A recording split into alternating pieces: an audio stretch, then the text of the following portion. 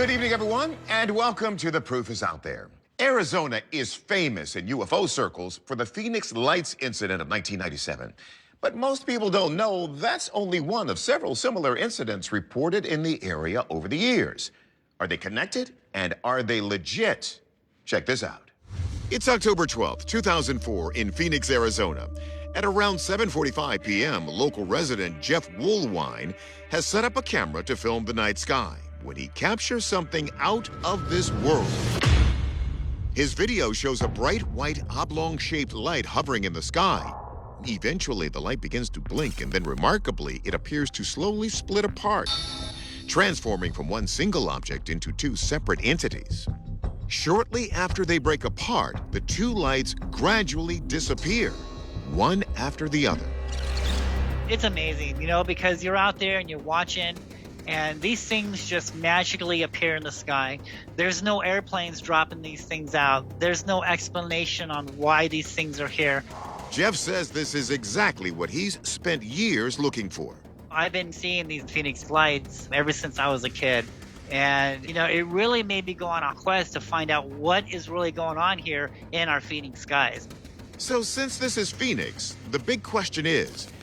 Jeff's footage related to the most well-known UFO sightings here ever? Journalist MJ Banayas takes us back to March 13th, 1997, the night that would make the term Phoenix Lights famous worldwide. Multiple people reported seeing very strange lights hovering over Phoenix, Arizona. They formed a large V-shaped object that hovered for several hours.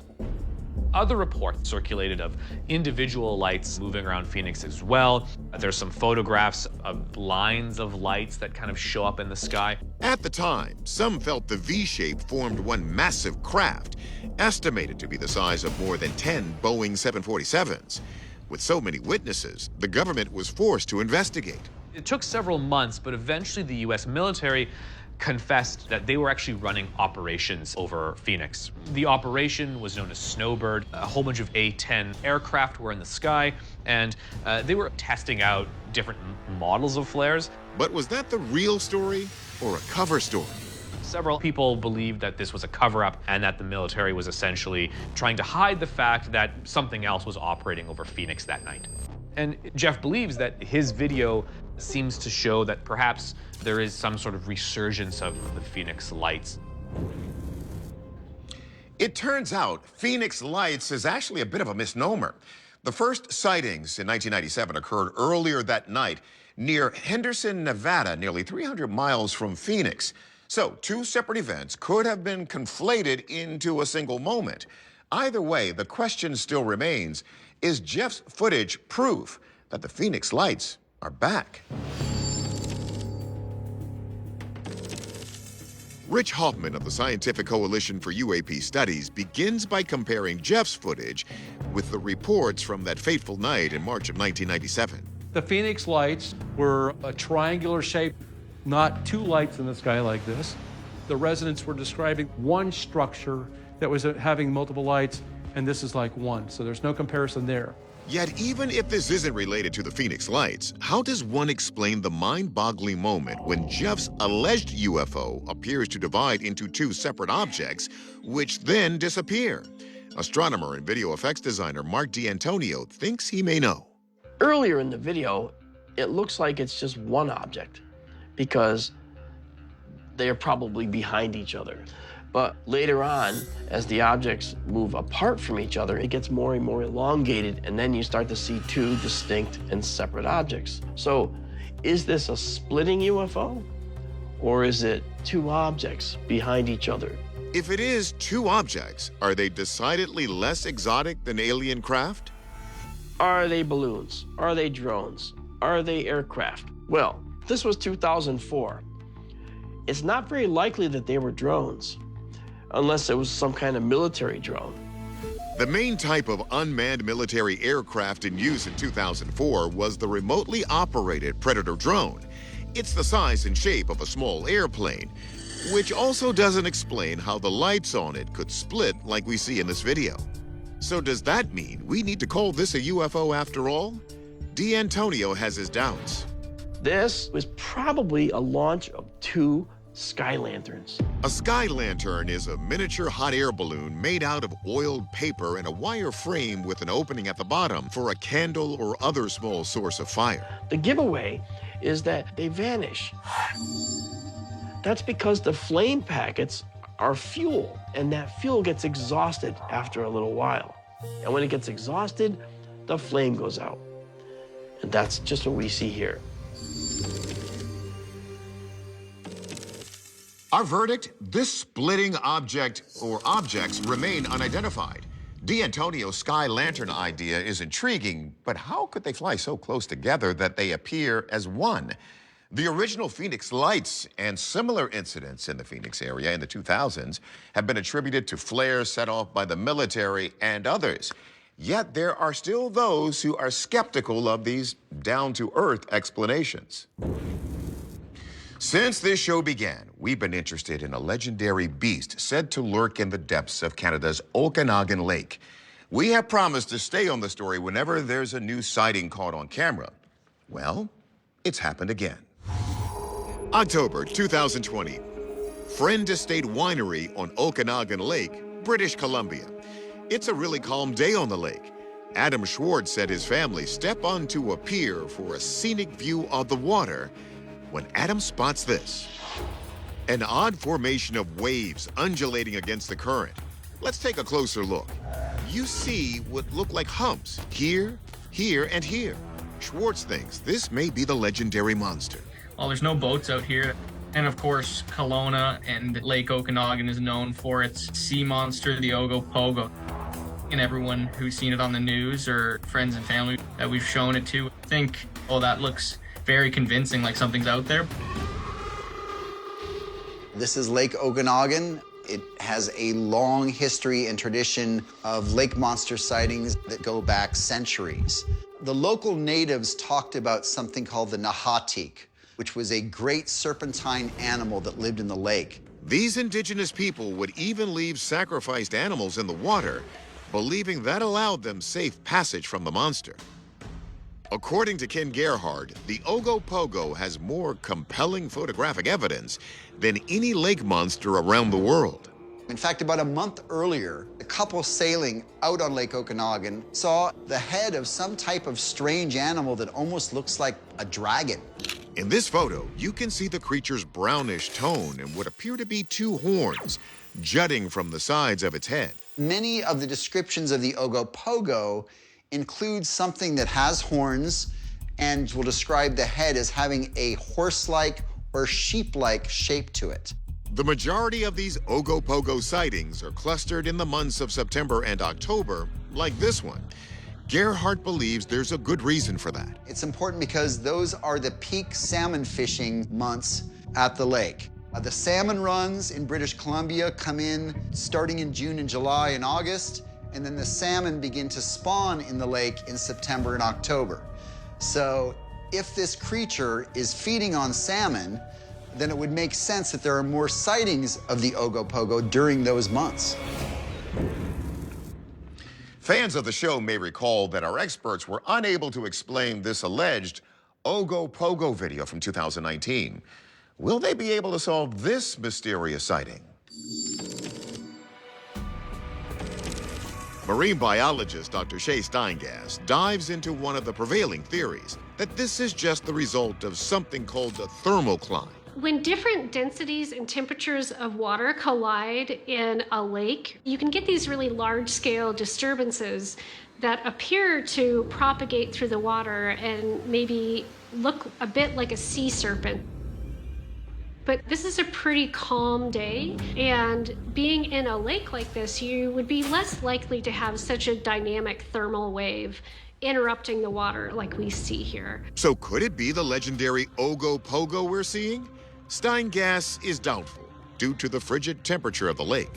Ogopogo is said to be 15 feet long or longer. An animal like this would not be able to thermoregulate in Lake Okanagan. When you look at aquatic animals in cold environments, you often see what is known as a fusiform body shape, essentially the body that's shaped like a football. They have less surface area to warm up and to thermoregulate. A long, sinuous sea monster would simply have too much surface area that would have to constantly heat. It would simply be too cold.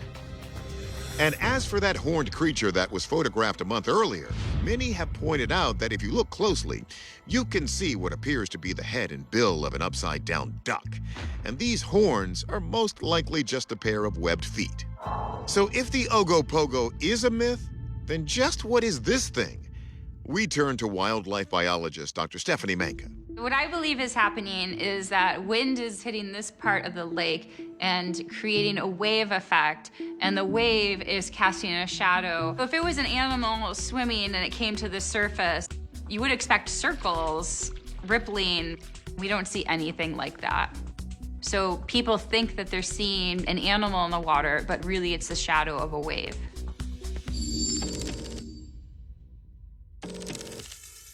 Our verdict? We're calling this a visual effect created by wind.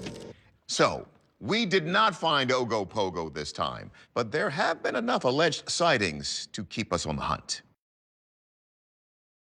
Any superhero fan knows that once Peter Parker was bitten by a radioactive spider, he became Spider-Man, able to climb walls and catch thieves. But that's all comic book stuff, right? Certainly no one in the real world could possess those abilities.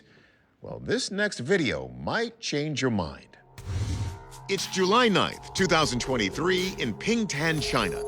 known as the County of Islands. A mother and her children are at home watching something on television when something in their own living room steals the show. The family's home surveillance camera is rolling as one of the kids climbs onto the back of the sectional and then makes her way up the wall, perching herself in the upper corner of the room. Another video, this one taken on a phone camera, shows a closer angle of the 8-year-old, demonstrating her wall climbing talent. It's incredible, and it doesn't seem like it should be possible. The girl's mother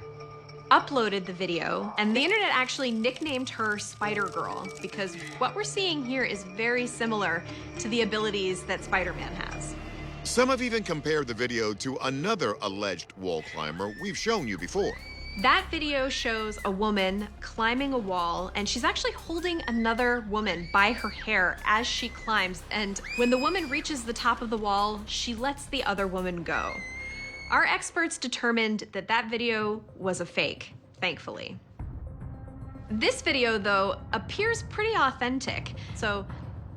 maybe it is the real deal. If this girl keeps going, she may one day scale the heights of Alain Robert, also known as the human spider. In 2015, Robert broke the world record for most buildings climbed after he scaled his 121st skyscraper. So, is this footage a fraud, or do this girl's wall climbing talents stick? Let's find out what our experts think. First, is the video for real? As you watch, you can see the subject's reflection, the way that the feet are positioned, the hand motions, and even the hair all appear to be consistent with one another. So the video appears to be genuine. Then, does this girl really have spider-like climbing abilities? To answer that, we need to know how spiders really climb. First of all, spiders are really light, so that works towards their advantage because gravity is not acting upon them as much. Also, they have small hairs on their feet, and those hairs have smaller hairs called sexuals, and they form triangular tips. And what happens is there's temporary forces that form between the spider feet and the walls called van der Waals forces. Named for the Dutch physicist Johannes Diederik van der Waals, who first proposed the idea. A van der Waals force is an electrostatic attraction that occurs between molecules in extremely close proximity, like a 25 millionth of an inch. This is due to the positive and negative charges within molecules, attracting each other like opposing magnets. These small hairs enable spiders to grip to surfaces with a force 107 times greater than their weight. But this girl clearly lacks a number of these arachnid features. She doesn't have the tiny spider hairs, and her skin looks pretty smooth. She's also not obviously as light as a spider. So is there some other way she's defying the relentless force of gravity here on Earth? Physicist Dr. Michio Kaku explains what he thinks is actually going on. And it has something to do with the location where this was filmed, on an island right off the mainland. Notice that A, she's small. B, the amount of muscle mass per kilogram is higher for small objects than for big objects. The fact that they're near the ocean and the air is humid helps to a degree. If there's too much water vapor in the air, then you slip and fall down. If there's only a little bit, then you stick. That's because the small amount of water sandwiched between the girl's skin and the wall acts as a binding glue, increasing the friction and causing the skin to stick. So the fact that she's small, she's skinny, and she sweats a little bit allows her to perform these feats that a large person could never perform. So while she may not be Spider-Girl, her technique does bear some resemblance to the arachnids, in principle. It's somewhat similar to what spiders do in that her skin is resisting the wall and becoming kind of like sticky to it, but she has another wall to support her, where spiders are just working with the bottoms of their legs and the one wall surface.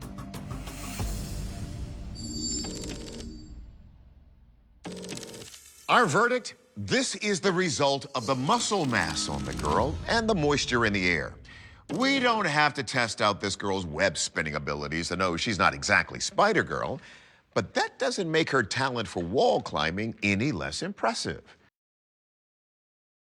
Syria is one of the oldest continuously inhabited regions of the world. But a mid-20th century archaeological excavation has left some wondering if a giant human once lived there who would have towered over most dinosaurs. It's 1955 in the village of Ain Dara, Syria, on the east bank of the Afrin River. An archaeologist has discovered a 3,000-year-old Hittite temple with stone sculptures of lions, sphinxes, and mountain gods. But among the usual carvings and sculptures lie enormous imprints of mysterious origin. 2 3-foot-long human-like footprints emerge out of the stone floor at the portico where the temple once stood. Another left footprint lies a few feet in front of the pair, and a final right footprint is embedded at the threshold of the main hall, some 30 feet away.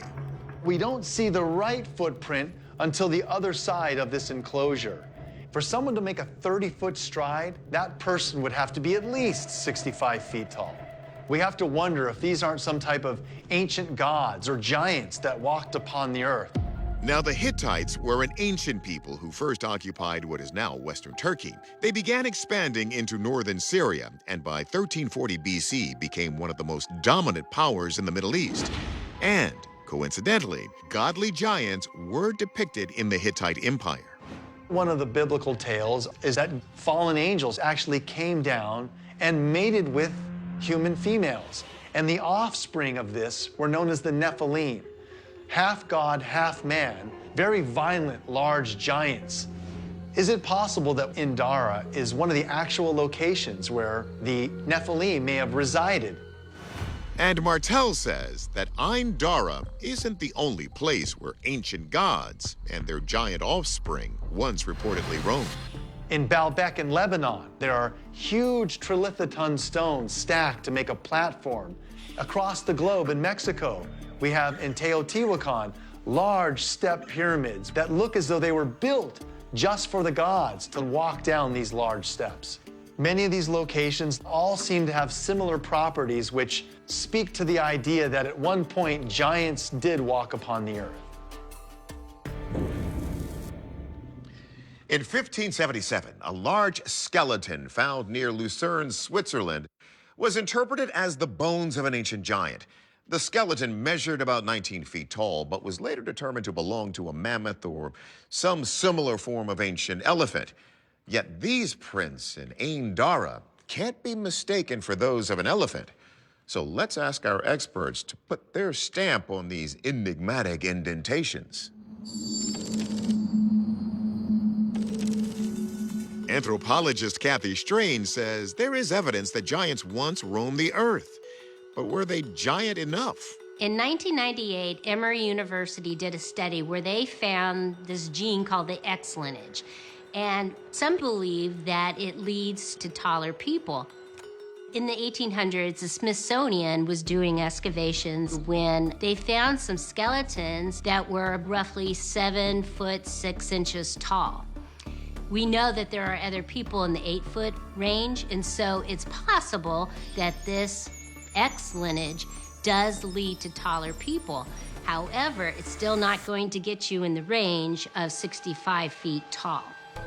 Archaeologist Dr. Ed Barnhart says there's also something about these imprints that just doesn't add up. There are really only 4 footprints. If indeed this was made by some giant being, we could track those footprints out much farther across the stone than simply the last 4 steps. And if there was actually a 65-foot tall person in the Hittite world, there would be a giant temple with a giant tomb with a giant body.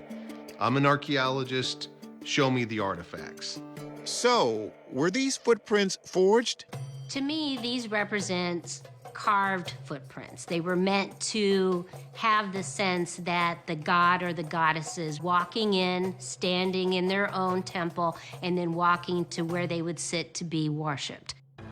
They are symbols that a giant person had walked into this temple to pray there, or perhaps to be prayed to. An archaeological site usually is hiding secrets. Maybe there was something that would illuminate what these footprints meant to the Hittite people. But unfortunately, in 2018, the Turkish Air Force bombed the site. The temple was sadly a casualty in a Turkish offensive against Kurdish forces in northwestern Syria during the Civil War. And so a lot of the site was ruined in that bombing, and we can't recover what's now lost.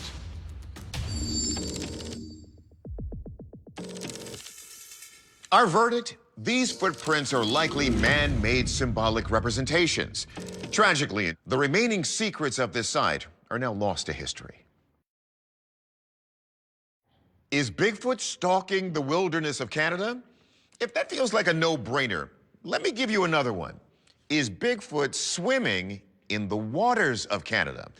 That question might just be answered in our next video, but the footage is still a mystery in itself. While the true origins of this video remain unknown, internet rumors suggest this footage was filmed in Ontario, Canada, sometime in 2022. 2 boaters are recording their voyage when their camera pans to the shoreline of an unpopulated island, and they spot something emerging from the woods. It's large, seemingly uniform in color and bipedal. Let's zoom in on the footage and slow it down. The creature appears to be almost indistinguishable in color from the forest behind it. And it bears at least one striking similarity to the most famous alleged Bigfoot ever caught on camera. It is leaning forward at the waist about 5 degrees or so, which is also seen in the Patterson-Gimlin film, which is of course the best example of the way a Sasquatch moves. It quickly goes back into cover because Sasquatches, like all wild animals, don't particularly like to be observed. That mottled color to the fur is actually a benefit if you're trying to camouflage that would help it blend into its environment. One wrinkle though, this is on an island. And though most mammals are able to swim instinctively, a notable exception is the great apes. So what does Bigfoot think of aquatic activity? Sasquatches do not fear the water at all. They've been seen swimming off of southeast Alaska and wading through lakes in Minnesota. They are very often seen foraging for plants around the edge of water. Another theory worth considering. Could we be seeing a hermit or mountain man who has forsaken modern civilization for a life in the wilderness? There's a certain type of person that lives in far-flung corners of the continent, whether it's Ontario or Alaska, the type of person that doesn't want to be around other people. A lot like Sasquatches. These people very often live alone and a very rough life. So, is what we're seeing in this particular footage just a glimpse of one of these hermits living off the grid and perhaps wearing fur to stay warm in such harsh environments? Perhaps the most famous American hermit was Chris Knight, who spent 27 years living in the woods and stealing from homes in the North Pond area of Maine until his arrest in 2013. So what are we looking at here? A criminal on the lam? A Sasquatch out for a swim? Or something else? First, let's start with a simpler theory. Ontario's black bear population is the second largest in North America, and we know they can swim. Could that be what we're seeing? The hair color kind of matches with what you would think of a bear. However, even though bears can walk on two legs for a short distance, the legs are shorter.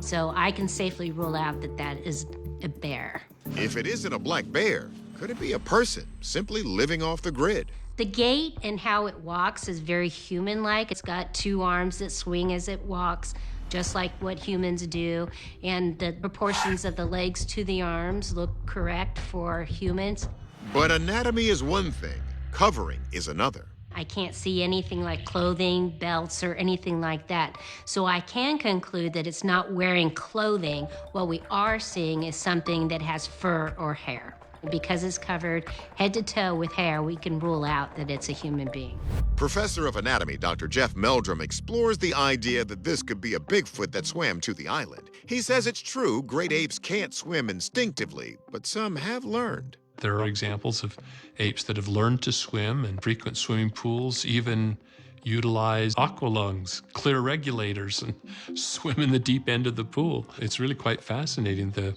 potential that they have. That possibility does exist amongst the great apes as well. However, for Meldrum, the issue isn't the swimming, it's the walking. The thing that concerns me is the gait. The stoop seems overly exaggerated. It doesn't have that natural spontaneity that we see in the Patterson-Gimlin film, where the subject does, in fact, lean forward about 5 degrees consistently. This looks like a very self-conscious stoop, as if it were encumbered with artificial feet and on an uneven surface. Our verdict, it's not a hairy Bigfoot or a hermit. We're calling this a hoax. It's this kind of stuff that gives serious Bigfoot research a bad name. On the other hand, it makes doing this show a lot of fun. In 2010, an airport in China was shut down for more than an hour after air traffic controllers saw what they believed to be a UFO buzzing around. Chinese officials later denied the incident even happened, claiming it must have been military exercises. But can that be said for this next Chinese incident? December 19, 2022. It's a clear night in Ordos City, located in China's Inner Mongolia region. Suddenly, something appears in the sky above that grabs everyone's attention. One man points his phone up and captures this.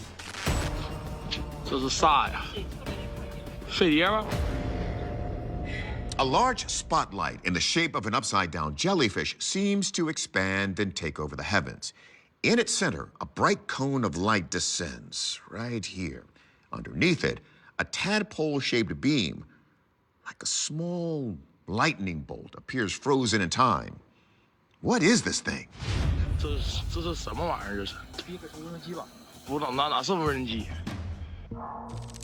We did have plenty of speculation regarding this phenomena being some sort of extraterrestrial event. Some believe China's UFO story begins with a set of discs found near the Tibetan border called the Dropa Stones, which allegedly are 12,000 years old and tell the tale of an alien spaceship crash. Today, like the United States, China has its own investigatory body for unidentified aerial objects. It's run by the People's Liberation Army, or PLA, China's principal military force. According to the PLA, they refer to UAP, or unidentified aerial phenomena, as UAC, or unidentified air conditions. So what did the PLA have to say about this sighting at Ordos? There is limited intelligence because China is keeping it very close to its chest and not releasing very much about it. Banias notes that silence has led some to wonder if instead of a war of the worlds, we should worry about a conflict much closer to home. There's been speculation this could be connected to some secret Chinese space weapon. It wouldn't be the first. Space, just like any domain, is going to be a battlefield. One particularly interesting weapon that China has developed is the Shenzhou-17 satellite. Essentially, it's an object that has a grappling arm on it and grabs onto the adversarial satellite. So they can deorbit the satellite, making it unusable. Fundamentally, this could very well be used as a weapon should somebody need it to. What have we got here? So far, the only peep we've heard from the Chinese government came through the local Inner Mongolia Weather Bureau, which said it was not a weather phenomenon. Will our experts reach the same conclusion?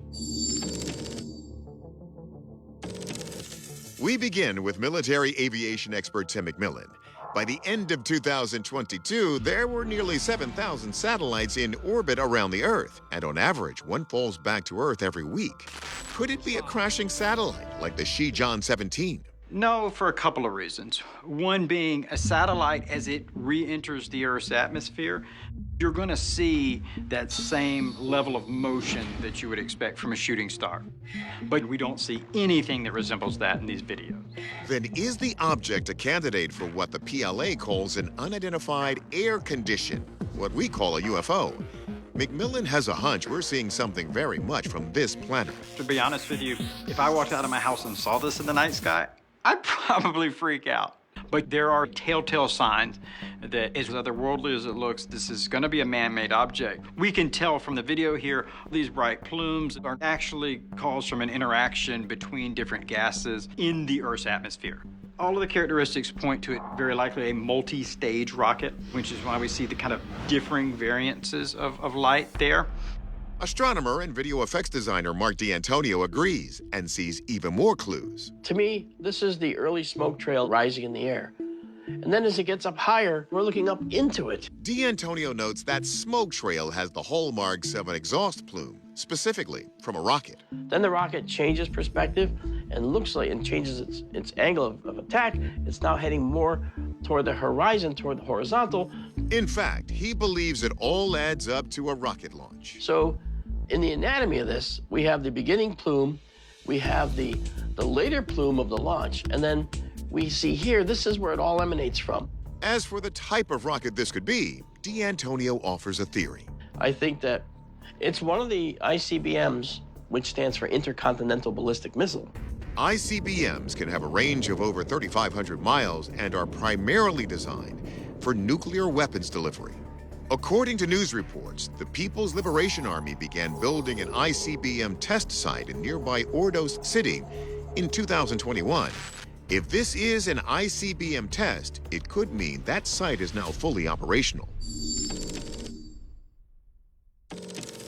Government secrets are tough to crack, especially in China.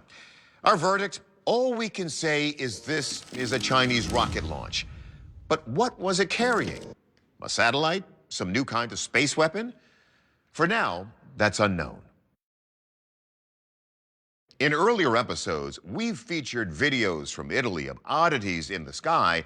that couldn't be easily explained. But this next clip may be one of the most compelling to ever come out of that ancient land. Take a look, and you'll see what I mean. In the early 2000s, journalist Paula Harris is handed a mysterious videotape with an alleged UFO sighting. Paula isn't told any details about the recording, including when it was filmed. All she knows is that it took place near the town of Aviano, Italy. We didn't get the name of the photographer. There was no return address, so I didn't know what I was getting until I got home. And when Paula plays the cassette, she is shocked by what she sees.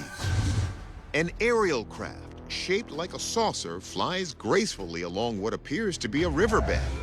As the UFO gets closer to the camera, we see it appears to have several vents and flaps on its oval body. It's a pretty big object, and it's very clear. It's a classic disc, and it almost had like lights around the circumference of it. Then, after hovering for a few seconds, we see the craft start to move again, before quickly zooming off into the clouds. Writer MJ Benaya says Italy has a long history of UFO sightings. In fact, in June 2023, former intelligence officer turned whistleblower David Grush made a startling claim. David Grush, believes that the Vatican was responsible for the cover-up of UFOs. He makes the claim that in 1933 there was a UFO crash in Italy, and the Italian government as well as the church essentially attempted to hush it up and secure the downed object. And when it comes to UFOs near Aviano, this wouldn't be the first. There is a bit of history with Aviano and UFO encounters. The area is home to a NATO air base. And on July 1st, 1977, an Air Force guard observed a strange craft hovering over the base, which housed 2 secret jet fighters in a large hangar. This particular object had a sort of dome-shaped top. It was emitting multiple colored lights, and it was 45 meter in diameter, about the size of the Navy Pier Ferris wheel in Chicago. A team of military guards and radar personnel purportedly tried to capture that aerial object, but when they did, they were hit with a mysterious power outage and the craft disappeared. But what about this craft seen hovering over the river near Aviano? Is it an alien encounter with a military base? To date, the Aviano footage has garnered nearly 8.5 million views on YouTube. A number of netizens have identified the location as somewhere near this bridge, which crosses the Chalina Stream. But let's see what our experts think about what this thing really is. We begin with military aviation expert Tim McMillan, who points out this UFO flying over the river may not be as alien as you think. That particular shape is not exclusive to the UFO alien kind of lore. And in fact, going back to the 1930s, the flying disc or lenticular design was already identified as really being an exceptional aerodynamic shape. One of the most well-known saucer-shaped machines is the Avro car. It was developed as part of a U.S. military project carried out in the early years of the Cold War. That particular program never got off the ground, both figuratively and literally. The Avro car was only able to achieve a few feet off the ground for just several moments. And there's a more recent attempt at this with a smaller drone called the Adifo, which integrates fans and then also a rotating jet engine on it to try to replicate this flying saucer flight. As the footage was taken so close to a military base, could this be some sort of early 2000s military craft? Well, hold on. McMillan notices something off about the footage. One of the major problems that I see is the fact that this object is flying really close over the surface. Just imagine a helicopter that's flying extremely low. That should be generating significant displacement on the ground. We don't see that there. How is it able to hover over without having any type of external effect on the ground? Rich Hoffman of the Scientific Coalition for UAP Studies agrees. There's something not quite right here. You don't have an original video, and you don't have metadata or anything to go on. Could I create CGI to look like this? The answer is yes, I could. For Hoffman, the most suspicious parts of the video occur at the end. When I saw the object become that indistinct line or blur, to me that suggested it was more like a CGI type of an artifact. And I'm giving you the illusion that it's taking off at a very fast clip. With the red flags flying, we head to our video forensics expert, Michael Primo. We don't know where this file came from, structural attributes to be able to say whether or not it's a genuine recording. With the reduction in the quality, it becomes challenging because we can't see detail. But surprise, unlike Hoffman, Primo doesn't detect the use of any special effects. No evidence of CGI, no evidence of third-party editing applications, but again, those things can be stripped and anti-forensic technology essentially can be introduced, in which case the result of this authentication is inconclusive. Without more information about the chain of custody, we can't opine as to whether or not this actually occurred. The night opens not with darkness, but with the brittle glow of archival light, the kind that clings to old footage and makes time itself feel grainy. And in this opening movement of classic UFO case, Ancient Titan, I place myself as both narrator and quiet witness, inside the peculiar atmosphere that defines the proof is out there. A world where skepticism and wonder circle each other like wary animals, where every claim is both an invitation and a trap, and where the truth is never shouted, but teased out frame by frame, anomaly by anomaly, as though reality itself were shy, because in this first part the story does not begin with a spaceship or a god or a monster, but with a question that has refused to die since the middle of the 20th century. What exactly did people see, and why does it still matter? A question that drifts over desert highways, rural farmhouses, naval decks, and ancient stone ruins with equal insistence, binding modern radar operators to forgotten mythmakers in a single, uneasy lineage of witnesses. I imagine the camera lingering on a black and white clip of a man in a suit, his voice calm yet charged, explaining a sighting over New Mexico in 1947, and even before the details are weighed, before speed, altitude, or material are debated, there is already the emotional residue of the event, the sense that something interrupted the ordinary flow of things, and that interruption is the true subject of this story, because the proof is out. There is less about proving than about disturbing, less about answers than about the destabilization that follows a good question. And as I weave my narrative, I allow the show's familiar rhythm to seep in, the careful presentation of evidence, the patient pause before judgment, the respect given even to claims that will later be dismantled. And in this rhythm I introduce the central tension of my novelistic approach, the collision between the classic UFO case, with its metallic discs and military secrecy, and the ancient Titan, a figure drawn from the deep well of human myth, towering and half-forgotten, yet strangely compatible with the modern sky intruder, as if both were expressions of the same buried fear and longing, the fear that we are not alone in our dominion, and the longing that someone or something else might explain our place in the universe. The episode structure becomes my scaffolding, beginning with testimony, moving through analysis, and ending in unresolved possibility, and I expand each of these into a psychological landscape, imagining the witnesses not as talking heads but as people whose lives bent subtly after their encounters. A farmer who never again trusted the silence of the night.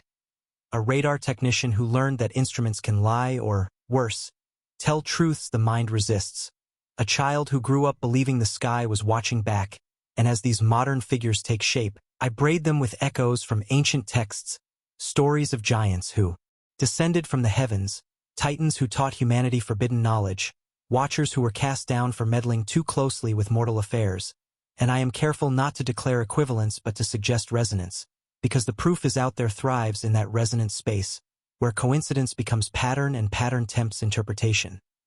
The first major case I explore in this part is a classic one, the kind the show loves to revisit because it has survived decades of debunking. Attempts involving multiple witnesses, physical traces, and official confusion, and I describe it not as a cold file but as a living memory, reconstructing the night air, the hum that witnesses described not as sound but as pressure, the way animals reacted before humans did, and the sudden, impossible acceleration of the object, which the show's analysts will later slow down, measure, and compare against known aircraft capabilities, yet even before those measurements, the emotional truth of the event presses forward, the sense of being confronted with technology or presence that operates by rules not yet written into our textbooks. From here, I let the narrative drift backward in time, not through flashback but through association, as one expert on the show mentions, almost in passing, that ancient cultures often described gods arriving in fiery chariots or descending amid thunder and light, and this throwaway line becomes my doorway into the Titan, an ancient figure whose legend I retell in fragments, never fully, always as something partially obscured, because certainty would betray the spirit of the series, and I describe murals, tablets, and oral traditions that speak of beings of immense stature who came from the sky, not merely as conquerors but as judges, engineers, or teachers, and I linger on the ambiguity of these roles, because ambiguity is the lifeblood of both myth and modern anomaly investigation. As the show's host calmly reminds viewers that extraordinary claims require extraordinary evidence, my narrator quietly counters that extraordinary persistence of similar stories across millennia might itself be a form of evidence, not of alien visitation perhaps, but of a recurring human experience of the unknown. And in this tension between empirical caution and narrative intuition, the story finds its pulse. Midway through this part, I introduce a composite character, an investigator who embodies the show's ethos, rational yet open, skeptical yet curious, and through his internal monologue, I explore the professional risk of taking such cases seriously, the ridicule that shadows anyone who steps too far from consensus reality, and the private moments when even the most disciplined mind feels a flicker of awe when confronted with data that refuses to settle, and as he reviews footage of an unidentified object performing maneuvers that defy inertia, he cannot help but recall, from his academic days, a seminar on mythological archetypes, where the Titan was described not as a literal giant but as a symbol of overwhelming force beyond human control, and this memory unsettles him, because it suggests that the language we use to describe the unknown has not evolved as much as our technology has. I keep the prose dense and continuous, mirroring the unbroken paragraph requirement with a sense of relentless inquiry. No pauses, no easy exits, as the narrative sweeps from laboratory analysis to desert ruins, from infrared imagery to cracked stone carvings, and I allow myself small, almost personal asides, jai thoi in spirit if not in form, moments where the narrator recalls watching the night sky as a child, feeling both insignificant and strangely addressed, because these moments ground the cosmic speculation in human vulnerability, reminding us why shows like The Proof is Out There attract such devoted audiences, not because they promise aliens or giants, but because they legitimize curiosity and doubt in equal measure. Toward the end of this first part, I circle back to the title phrase, Classic UFO Case, Ancient Titan, letting the ellipsis do its work, suggesting continuation rather than conclusion, and I stage a subtle convergence, as the investigator notices a geometric similarity between the reported flight pattern of the UFO and a symbol found in multiple ancient sites associated with sky deities and titans, a similarity that could be coincidence, pareidolia, or something more provocative, and I resist the urge to explain, instead letting the question hang, because in the grammar of The Proof is Out There, hanging questions are more honest than forced answers, and the final sentences of this part do not resolve but deepen, emphasizing that the true mystery is not whether the UFO was extraterrestrial or whether the Titan was real, but why humanity keeps returning to these stories, why we keep scanning the skies and the past with the same mixture of hope and apprehension, as if expecting, someday, for the evidence to look back at us and say that we were right to wonder all along. In this second movement of Classic UFO Case, Ancient Titan, the narrative tightens not by narrowing its scope but by sharpening its attention, because once the initial wonder has been established, once the reader has been invited into that uneasy space where modern anomaly and ancient myth echo each other, the story must now linger on process, on method, on the almost ritualistic way The Proof is Out There dissects claims. And I open this part with the idea of noise, the omnipresent static, that surrounds every extraordinary report, the bad data, the hoaxes, the misidentifications, the wishful thinking, and I make noise itself a character, an antagonist that obscures truth not through malice but through abundance, because in an age saturated with cameras and sensors, the problem is no longer a lack of evidence but an excess of it, and so I imagine the show's analysts seated before a wall of screens, each replaying a slightly different angle of the same alleged UFO encounter. Some clips slowed to a crawl, others enhanced until artifacts bloom like digital mold, and as they debate compression errors and parallax effects, I weave in the investigator's growing awareness that certainty is often the enemy of understanding, that declaring something solved too quickly can be as misleading as declaring it alien. And this awareness becomes the emotional through line of Part 2. The case at the center of this section is more fragmented than the classic one introduced earlier, involving intermittent radar hits, eyewitnesses who never saw the same thing twice, and a timeline riddled with gaps, and I describe it with deliberate messiness, letting the reader feel the frustration that professionals feel when patterns refuse to align, when a blip appears at impossible altitude, vanishes, then reappears miles away without a plausible trajectory, and the show's experts offer competing explanations, atmospheric plasma, sensor glitches, classified aircraft, each reasonable on its own, yet somehow insufficient when stacked against the totality of the data, and it is here that the ancient Titan begins to intrude more forcefully, not as a literal being stomping through the present, but as a conceptual footprint, a way of thinking about overwhelming phenomena that leave traces without leaving bodies. I transition seamlessly from the control room to an archaeological site, not by cutting but by association, as one analyst mentions that absence of evidence is not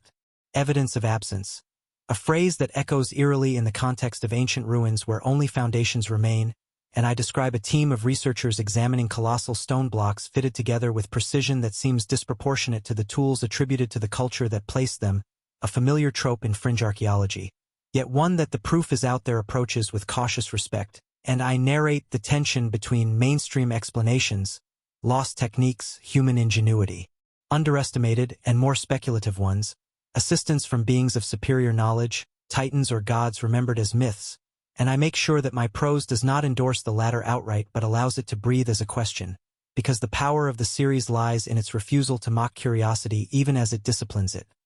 Throughout this part, I play with scale, the micro and the macro, zooming from pixel-level analysis of a flying object's edge definition to the massive scale of ancient architecture that seems to mock human limitation, and in doing so I suggest that the same cognitive discomfort arises at both extremes, when something is too small or too large for our habitual frameworks, and this discomfort is where myth is born and where modern conspiracy also thrives. The investigator, increasingly central, reflects on how easily humans anthropomorphize the unknown, how we name radar returns, bogies, and ancient forces titans, because naming gives a sense of control and, yet names can also mislead,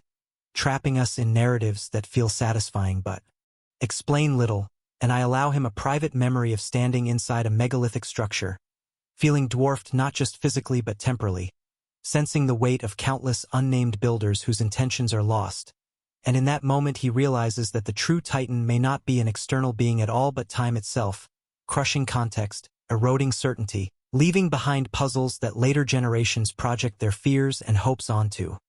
Still, the show's format demands forward motion, and so, the narrative returns to contemporary evidence, introducing a controversial piece of footage that purports to show a humanoid figure of enormous scale silhouetted against a ridge line, a clip that went viral and was almost immediately debunked by some as forced perspective or digital manipulation, and I recount the debate in meticulous detail, the pixel peeping, the shadow analysis, the arguments about camera metadata, and I make the debate itself the drama, because whether the figure is real matters less than how quickly audiences polarize, believers entrenching, skeptics scoffing, nuance evaporating, and the proof is out there positions itself as a corrective to this polarization, insisting on slow thinking in a fast-reacting world. I extend this theme by juxtaposing the modern viral clip with an ancient legend recorded on a weathered tablet, describing a giant who walked the hills at dusk, whose shadow terrified shepherds, and whose presence was inferred more often than directly observed, and I point out the parallel that in both cases, the entity is known primarily through effects and impressions rather than direct interaction, and this parallel is unsettling not because it proves continuity but because it suggests a persistent pattern in human perception, a readiness to interpret ambiguous stimuli as agents, as watchers, as something with intent. As the paragraph flows on without pause, I introduce the concept of liminality, the threshold state between categories, and I argue through narrative rather than exposition that UFOs and titans both occupy liminal space, neither fully technological nor fully divine, neither wholly external nor purely psychological, and this liminality is what keeps them alive in cultural consciousness, because things that can be neatly categorized tend to lose their power, while things that resist categorization become endlessly fascinating. The investigator's skepticism is tested when a data set he trusts yields an anomaly that survives initial debunking attempts, a speed calculation that exceeds known propulsion limits without corresponding sonic booms or heat signatures, and I let his reaction be subdued, professional, yet inwardly shaken, because the proof is out there never indulges in melodrama, and the true drama lies in the quiet recalibration of belief, the moment when a trained mind admits, if only privately, that its model of reality may be incomplete. Toward the latter part of this section, I deepen the ancient thread by exploring how Titan myths often end not with victory or destruction but with confinement, giants imprisoned beneath mountains or seas, forces constrained rather than eliminated. And I draw a subtle analogy to modern theories about hidden technologies, black projects, or even natural phenomena misunderstood and metaphorically buried beneath layers of classification or denial, careful not to assert equivalence but to highlight narrative symmetry.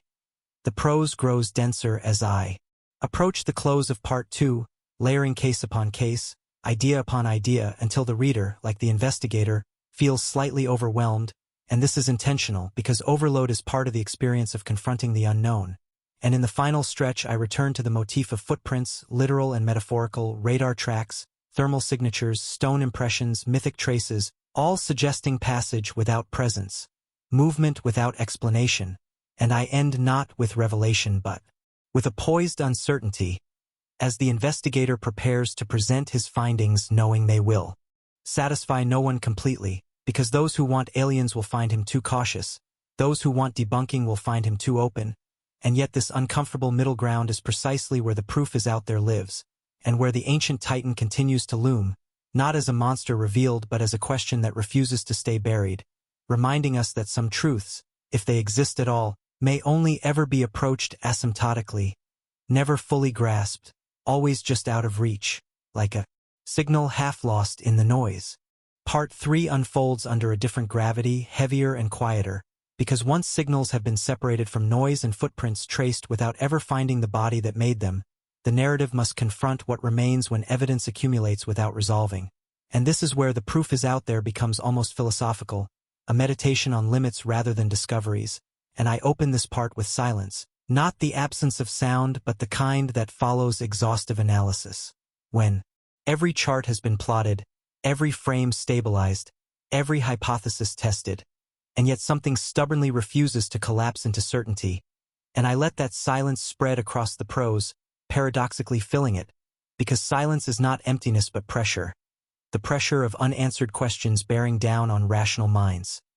The investigator stands at the center of this pressure, reviewing a compiled dossier of cases that share no obvious causal link yet exhibit uncanny similarities in behavior, objects that appear without warning, display controlled motion,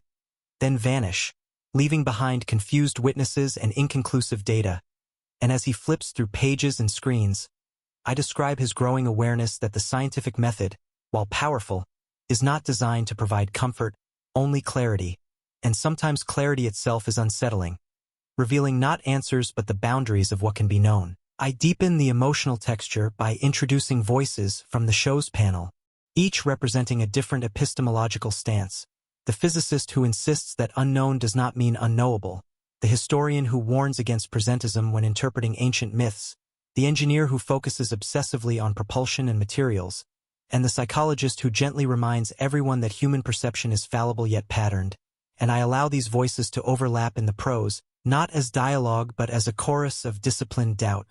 mirroring the way the proof is out. There constructs its authority not from a single expert but from the friction between them. Into this disciplined debate I reintroduce the ancient Titan, now less a speculative being and more a metaphorical mass, a conceptual weight that bends interpretation the way gravity bends light, because the Titan represents not merely a giant but the idea of something too large to be fully apprehended from within, something whose outline we infer only through distortions, and I trace how ancient cultures often described encounters with overwhelming forces indirectly, through earthquakes, storms, inexplicable technological leaps, and social upheavals attributed to divine or giant influence, and I suggest that these indirect descriptions parallel modern UFO reports, which often emphasize effects rather than entities, radar interference, electromagnetic disruption, physiological reactions, time distortion, and I let this parallel sit uneasily, refusing to conclude whether it indicates continuity of phenomenon or continuity of human interpretive habits. The narrative then shifts subtly toward the theme of absence, highlighting cases where the most compelling aspect is not what is seen but what fails to appear, missing sonic booms, missing debris, missing conventional explanations, and I dwell on this absence with almost forensic attention, because absence is harder to analyze than presence, yet it is often more telling, and in this context the ancient Titan becomes a symbol of absent presence, a force whose influence is felt despite its invisibility. And I describe an archaeological excavation where the expected burial chamber is missing, replaced by an inexplicable void,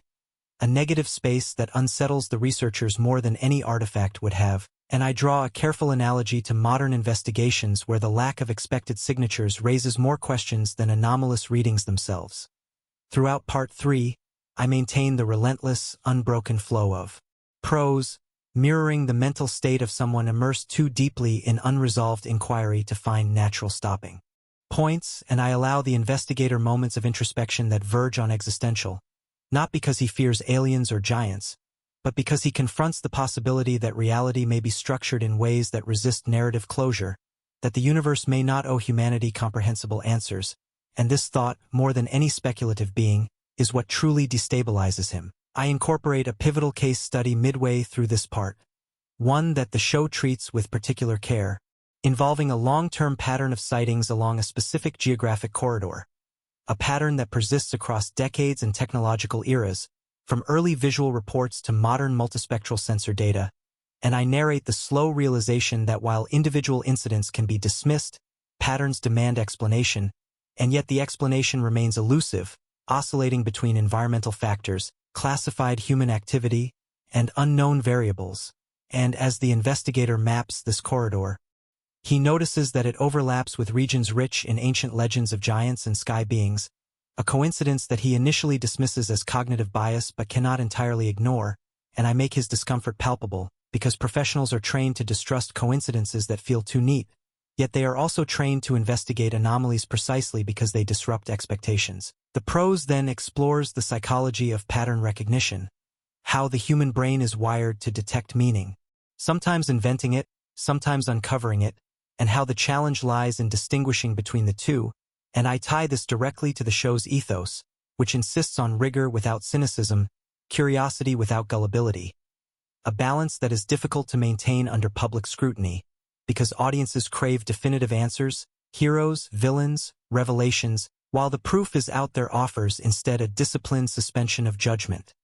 The ancient Titan narrative deepens as I recount a lesser-known myth where the giant is not an invader but a guardian, a boundary marker between realms, and I suggest that this role resonates with modern theories that UFOs may not be visitors in the conventional sense but probes, observers, or even manifestations of natural processes we have yet to conceptualize, and I am careful to frame this as speculation acknowledged as such, honoring the show's commitment to transparency about what is known, what is hypothesized, and what is purely imaginative. As Part 3 progresses, the investigator confronts a professional crossroads, whether to publicly acknowledge the limits of current explanations at the risk of being misinterpreted or to retreat into safer language that preserves credibility but dulls honesty. And I portray this dilemma not as melodrama but as a quiet ethical tension, because integrity in investigation often requires admitting uncertainty, even when that uncertainty will be weaponized by both extremes of belief and disbelief. I weave in a personal anecdote from the narrator's perspective, recalling a moment of standing before an ancient monolith at dusk, feeling the irrational urge to attribute intention to stone and shadow, and recognizing in that urge the same impulse that drives modern fascination with UFOs, the desire to feel addressed by the universe, and this recognition becomes a moment of humility rather than ridicule, an acknowledgement that curiosity and projection are intertwined in ways that cannot be neatly separated. The latter portion of this part returns decisively to evidence, summarizing without summarizing, layering case outcomes where explanations range from mundane to unresolved, and I emphasize that unresolved does not mean unexamined, that some cases remain open not because investigators failed but because the data genuinely exceeds current explanatory frameworks, and in this context the ancient Titan stands as a reminder that past societies also faced phenomena that exceeded their frameworks, and responded not with equations but with stories, myths that encoded awe, fear, and partial understanding in narrative form. As the paragraph presses toward its end, I focus on the silence that follows public investigation, the moment when an episode airs, debates flare briefly online,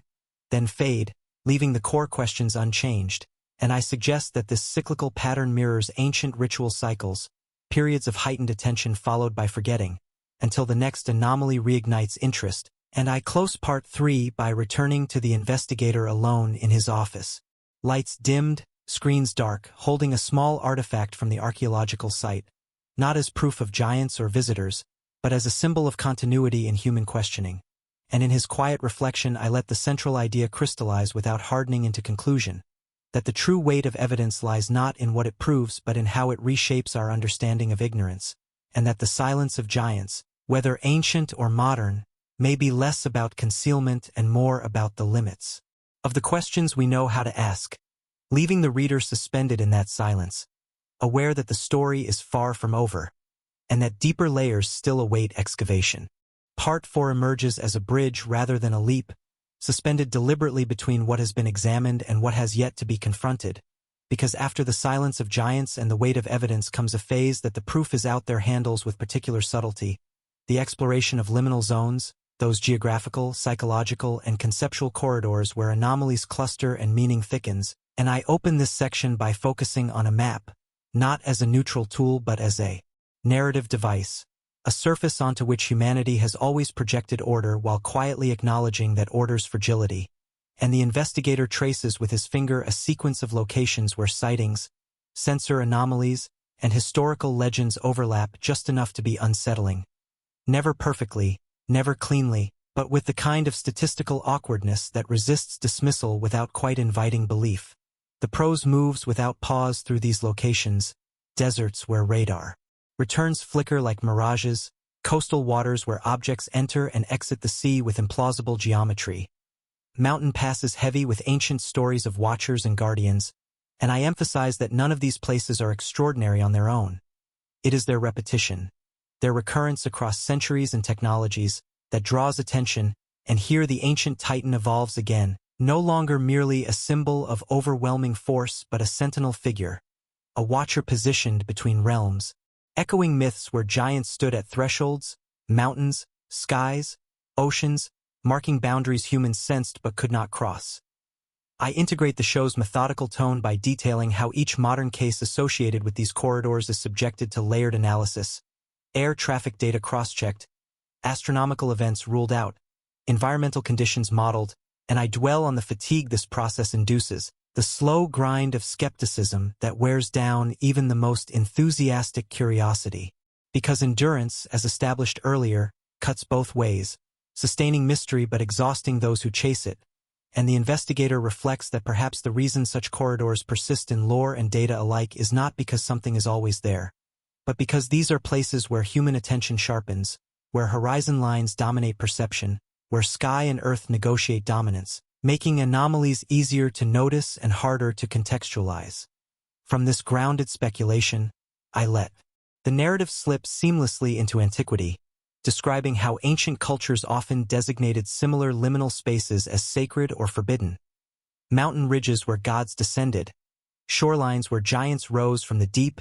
deserts where voices spoke from the sky, and I am careful to frame these accounts not as evidence of literal titans but as cognitive responses to environments that inspire both awe and vulnerability. Yet even as I maintain this interpretive restraint, I allow the unease to build because the modern data does not always behave like myth. It arrives as numbers and vectors that should obey known constraints, and sometimes do not. Midway through this part, I introduce a controversial modern hypothesis discussed cautiously on the show, that some UFO phenomena may represent not visitors but observers, systems designed to monitor rather than interact, a concept that resonates uncomfortably with ancient myths of watchers who observed humanity from a distance, intervening, rarely, ambiguously, and often disastrously when they did, and I explore the psychological implications of this idea, how being observed without engagement destabilizes human narratives of agency and importance more deeply than overt invasion would, because it suggests irrelevance rather than conflict. The investigator grapples with this notion privately, recalling how many witnesses describe a feeling of being assessed rather than threatened, a sensation echoed uncannily in ancient stories, where giants judged humanity's worth or unworthiness, and I emphasize that this parallel does not prove continuity but challenges easy dismissal, because when independent narratives align in emotional tone if not factual detail, they demand attention. The prose then tightens around a specific case study central to this section, a multi-sensor event occurring within one of the identified corridors, where visual sightings, radar data, and infrared signatures briefly align before diverging again, producing a fleeting moment of coherence that excites investigators before collapsing into ambiguity. And I narrate this rise and fall of certainty almost musically, building tension as the data converges, then releasing it into frustration as inconsistencies emerge. And I mirror this rhythm in the sentence structure, clauses accumulating, then dissolving, because form here must echo content. As the analysis unfolds, ancient analogs surface again, a legend of a titan who appeared only at certain times, under specific conditions, then vanished, leaving behind altered landscapes and shaken communities, and I stress that timing, not presence, is the key similarity. The idea that access to the phenomenon is conditional, fleeting, resistant to sustained observation, which complicates scientific inquiry and mythic storytelling alike. The investigator consults historians and anthropologists not for answers but for context, seeking to understand how previous societies lived with persistent mystery without the expectation of resolution. and this consultation becomes a quiet critique of modern impatience, our cultural demand that every question yield to explanation within a news cycle or a season of television, whereas ancient narratives often accepted mystery as a permanent feature of reality. I let the narrator reflect on this contrast, suggesting that the proof is out there occupies a rare middle ground, modern in method but ancient in temperament, willing to revisit the same questions repeatedly without pretending that repetition itself guarantees closure. As Part 4 progresses, the corridor metaphor expands inward, becoming psychological as well as geographical, as I describe how investigators themselves inhabit a liminal space between belief and skepticism, curiosity and caution, professional credibility and personal wonder, and I linger on moments where the investigator catches himself using language more poetic than technical, a slip that reveals how deeply the unknown infiltrates even disciplined minds.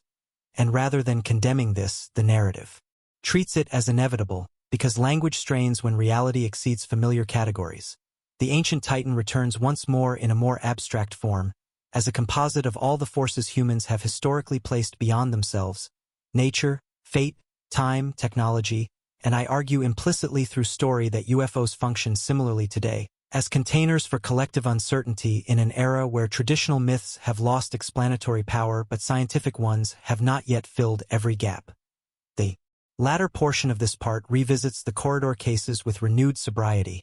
acknowledging that many will eventually be explained, as weather phenomena, experimental craft, sensor artifacts, and I make space for this inevitability without deflating the mystery, because explanation of some cases does not invalidate the persistence of others, and the investigator recognizes that his role is not to defend mystery but to protect the integrity of inquiry, to ensure that unresolved does not become exploited by sensationalism nor erased by premature certainty.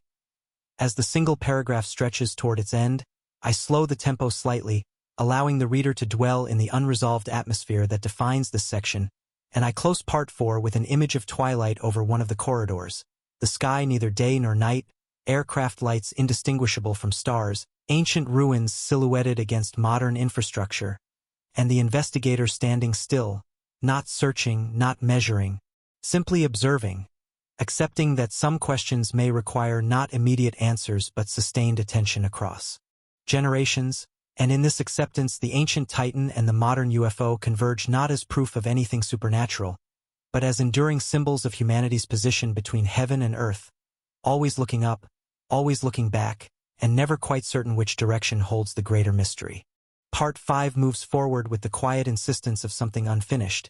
because at this stage of classic UFO case, Ancient Titan, the narrative is no longer driven by novelty but by persistence, by the realization that some questions endure not because they are poorly asked but because they intersect too deeply with human limits, and I open this section by returning to the archives once more, emphasizing not their age but their activity, the way files are constantly reopened, reanalyzed, reframed, as if the past itself were resisting closure, and this resistance becomes the central theme, because both ancient myth and modern data share a stubborn refusal to lie still once examined. The investigator, now burdened with years of unresolved cases, senses that his work has shifted from solving to curating uncertainty, a role that the proof is out there implicitly assigns to its experts, and I describe his workspace cluttered not with answers but with margins filled with questions, annotations that contradict earlier conclusions, updated calculations layered over obsolete ones, creating a palimpsest of inquiry that mirrors how myths themselves evolve over time, accumulating interpretations without discarding their core mystery. I deepen the connection between myth and data by exploring how ancient Titan stories did not remain static but adapted to new social and environmental pressures, giants becoming demons in one era, guardians in another, metaphors for natures, violence or divine justice depending on context, and I suggest that modern UFO narratives undergo similar transformations, extraterrestrial craft becoming experimental drones, then interdimensional probes, then psychological projections, each reinterpretation reflecting contemporary anxieties more than definitive evidence. And this parallel is not presented as dismissal but as insight, because understanding how stories evolve can illuminate why certain motifs persist even as explanatory frameworks change. The prose flows relentlessly as I introduce a major turning point in the investigator's journey, a comprehensive meta-analysis commissioned to evaluate whether unresolved UFO cases truly represent anomalies or simply the limits of current classification systems, and I describe the painstaking process of standardizing disparate data sets, reconciling eyewitness testimony with sensor readings, accounting for reporting bias, technological evolution, and geopolitical secrecy, and, as the analysis unfolds, a paradox emerges that the more rigorously the data is filtered, the smaller yet more resilient the pool of unexplained cases becomes, a core that refuses to dissolve, and it is this core that unsettles the investigator most, because it resists both sensationalism and debunking, existing instead as a quiet remainder, a statistical whisper that something does not fit. I juxtapose this with an ancient equivalent, a mythological core that survives even after centuries of reinterpretation, the Titan reduced from god to allegory yet never erased, always resurfacing in folklore, literature, and cultural memory. And I draw attention to the fact that cultures often abandon myths not when they are disproven, but when they cease to resonate, implying that the endurance of Titan narratives may signal an unresolved experiential truth rather than a literal one. The narrative then pivots toward public reception, examining how audiences engage with the proof is out there, some watching for confirmation of beliefs, others for reassurance that nothing extraordinary is happening, and I critique gently how both approaches miss the show's deeper value, which lies in modeling intellectual humility, and I let the investigator observe online debates with weary detachment, noting how certainty, whether belief or disbelief, often functions as a defense mechanism against ambiguity, while the show's commitment to uncertainty is paradoxically what makes it unpopular in extreme camps yet enduring among those willing to sit with doubt.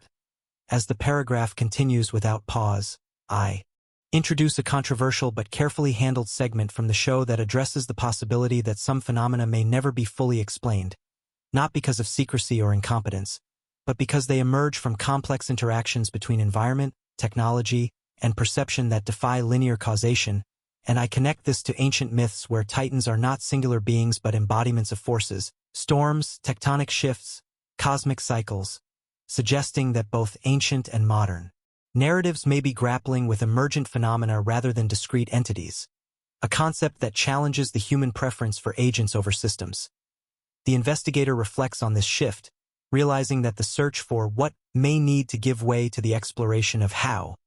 certain conditions repeatedly generate experiences interpreted as encounters, and this realization does not diminish the mystery but reframes it, transforming the Titan from a giant in the sky into a pattern in reality, and the UFO from a craft into a convergence of variables that produces anomalous perception and data. Yet even as he entertains this systemic view, he encounters cases that resist it, events with tightly controlled parameters, multiple independent confirmations, and physical effects that seem excessive for mere perception errors, and I let this tension remain unresolved, because forcing coherence would betray the complexity the show insists upon. Midway through Part 5, I slow the narrative slightly to examine the emotional toll of long-term investigation, the subtle erosion of confidence that comes from years spent at the boundary of knowledge, and I portray moments of doubt where the investigator wonders whether his openness to mystery has made him vulnerable to self-deception, and conversely, whether excessive caution might blind him to genuine discovery, and I emphasize that this internal conflict mirrors humanity's broader struggle with the unknown, oscillating between credulity and denial. The ancient Titan narrative resurfaces again through a lesser-known tradition where giants withdraw from the world not because they are defeated but because humans lose the capacity to perceive them, a metaphor for changing consciousness rather than external departure. And I place this beside modern hypotheses that UFO phenomena may be less about new visitors and more about shifts in detection technology and awareness,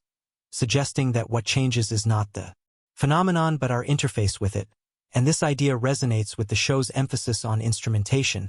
how advances in sensors reveal anomalies previously invisible while simultaneously introducing new sources of error, complicating interpretation rather than simplifying it.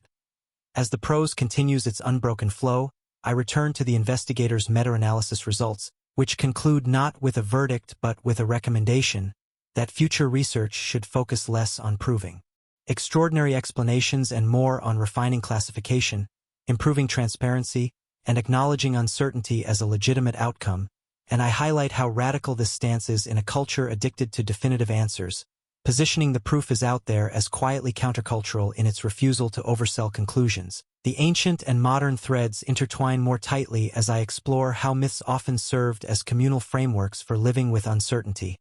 providing symbolic structure without demanding literal belief, and I suggest that modern anomaly investigation lacks such frameworks, oscillating instead between sensationalism and dismissal, and that shows like this attempt, imperfectly, to rebuild a middle ground where curiosity is disciplined but not extinguished. The latter portion of Part 5 deepens the theme of refusal, myths refusing to die because they encode something unresolved, data refusing to settle because it points to gaps in understanding, and I argue implicitly through narrative that this refusal is not failure but function, a mechanism that keeps inquiry alive, and I let the investigator reach a quiet acceptance of this role, recognizing that his work may never culminate in revelation but may still be valuable as stewardship of the unknown. I incorporate a reflective moment where he revisits an early case from his career, now largely explained by advances in technology, and contrasts it with a newer case that remains stubbornly anomalous despite superior data, illustrating how progress both solves and generates mysteries, and reinforcing the idea that the unknown is not a shrinking frontier but a shifting one. As the paragraph presses toward its end, I bring the narrator's voice slightly closer, allowing a contemplative tone to emerge, acknowledging that humans have always told stories about giants, gods, and visitors not simply to explain phenomena but to negotiate their relationship with a vast, indifferent universe, and that modern data-driven inquiry, for all its rigor, serves a similar existential function, grounding awe in method rather than myth. I close Part 5 with an image that fuses its themes, the investigator standing before a screen displaying a scatter plot of unresolved cases, dots clustered but never merging, resembling at a distance an ancient constellation associated with a Titan figure, and he recognizes the coincidence without assigning meaning, yet cannot ignore the resonance, understanding that meaning often arises not from proof but from pattern recognition tempered by humility. And in that moment, the enduring power of both myth and data becomes clear, not as competing explanations but as complementary responses to the same fundamental condition, humanity's encounter with a reality that exceeds complete comprehension, leaving the reader suspended once more in productive uncertainty, aware that the story, like the phenomena it explores, continues to resist finality. Part 6 turns deliberately toward the human element not as a soft counterpoint to data but as a parallel instrument of detection, because in classic UFO case, Ancient Titan, it becomes increasingly clear that witnesses are not merely sources of contamination to be filtered out but sensors in their own right, imperfect, biased, fragile, yet uniquely sensitive to dimensions of experience that machines cannot yet register. And I begin this section by situating testimony within the framework of the proof is out there, which neither glorifies nor dismisses eyewitness accounts but interrogates them with a rigor that acknowledges both their limitations and their value. And I let the prose open on a familiar scene, a witness seated under studio lights, recounting an encounter that altered their sense of reality, their voice steady yet carrying an undercurrent of strain, and rather than immediately scrutinizing the claim itself, I dwell on the aftermath, the way such experiences linger in memory, reshaping perception long after the event, because memory, like radar, is a recording system subject to noise, decay, and reinterpretation. Yet it also preserves patterns that raw data sometimes misses. The investigator listens to dozens of such accounts, not in search of dramatic consistency but of subtle recurrence, phrases repeated unconsciously, emotional contours that align across cultures and decades. And I emphasize that these recurrences are not proof of external phenomena but signals of shared experience, and in this context the ancient Titan resurfaces not as a being but as a mnemonic structure, a template through which overwhelming encounters have historically been processed and transmitted, because before instrumentation, memory and story were the primary means of archiving the anomalous. The prose flows on as I introduce the concept of secondary signals, effects that persist beyond the initial event, changes in behavior, altered relationships with the night sky, chronic anxiety or heightened curiosity, and I note how the proof is out there often returns to witnesses months or years later, not to rehash details but to observe how the experience has integrated into their lives. And I let this longitudinal perspective deepen the narrative, showing that the true impact of unexplained phenomena is rarely confined to the moment of sighting but unfolds over time, influencing belief systems, career choices, and even generational storytelling. I draw a careful parallel to ancient traditions where encounters with giants or gods were not isolated miracles but formative events that reshaped communal identity. Rituals established to appease or commemorate forces glimpsed only briefly, and I suggest that modern witnesses, lacking shared ritual frameworks, are often left to process their experiences alone,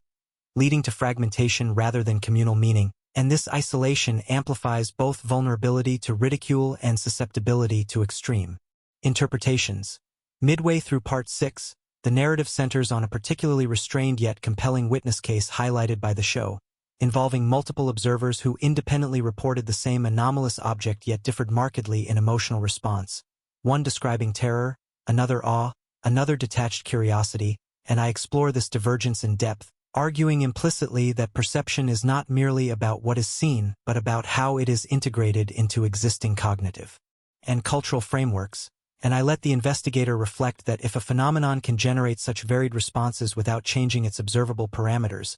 then understanding the observer becomes as important as understanding the observed. The ancient Titan thread weaves in again through comparative mythology, where the same giant figure appears as a monster in one culture and a benefactor in another, reinforcing the idea that interpretation, not encounter, shapes narrative outcome, and I am careful to frame this not as relativism but as contextual realism, an acknowledgement that meaning is co-created between event and observer. The prose remains dense and unbroken as I introduce neuroscientific perspectives discussed cautiously on the show,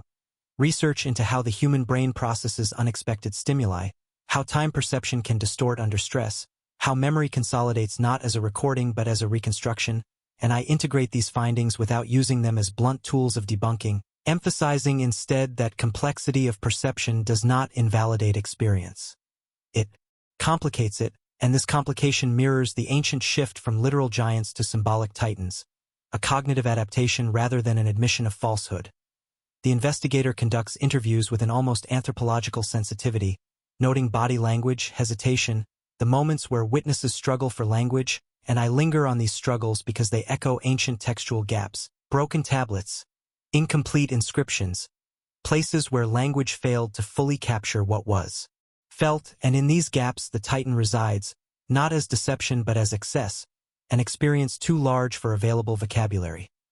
As Part 6 progresses, I introduce the idea of memory as a secondary signal, an echo that can be analyzed for structure even if its source remains ambiguous, and I describe how clusters of witness experiences sometimes align with environmental or technological variables only apparent in hindsight, suggesting that memory, when aggregated and contextualized, can reveal patterns invisible at the individual level, and this aggregation parallels how myths evolved from isolated stories into cohesive cosmologies, not because they were factually precise but because they organized experience coherently. The investigator grapples with ethical considerations, how to respect witnesses without reinforcing unfounded beliefs, how to validate experience without endorsing interpretation, and I highlight this balance as one of the show's quiet strengths, contrasting it with sensationalist approaches that exploit testimony for entertainment or dismissal that silences it altogether, and I let the narrative suggest that this ethical stance is itself a form of progress, an evolution from ancient priestly authority to modern investigative humility. The ancient Titan narrative deepens again through a story where giants communicate not through speech but through presence, their mere appearance altering human behavior, a motif that resonates with modern accounts where witnesses report no direct interaction yet feel observed, evaluated, or changed, and I stress that whether these sensations arise from external stimuli or internal processing is secondary to their impact, because impact is measurable even when cause is disputed. As the prose continues its relentless flow, I turn toward skepticism from within the investigative community, colleagues who question the value of testimony, arguing that it introduces bias and noise, and I allow this critique space, acknowledging that reliance on human perception has historically misled inquiry. Yet I counterbalance it with examples where witness reports guided instrumental investigation toward phenomena that machines later confirmed, reinforcing the idea that human and technological sensors are complementary rather than hierarchical. The latter portion of Part 6 becomes more introspective, as the investigator reflects on his own memories, moments of wonder that led him into this field, recognizing that his curiosity, too, is a secondary signal shaped by cultural narratives of discovery and mystery, And this self-awareness does not paralyze him but sharpens his caution, reminding him that objectivity is not the absence of subjectivity but its disciplined management. I weave in a subtle critique of modern archival culture, where digital records create an illusion of permanence while remaining vulnerable to reinterpretation and loss, contrasting it with oral traditions that survived precisely because they were retold, adapted, and recontextualized, and I suggest that unresolved UFO cases may persist in cultural memory not despite their ambiguity but because of it, providing a flexible narrative space for each generation to explore its relationship with the unknown.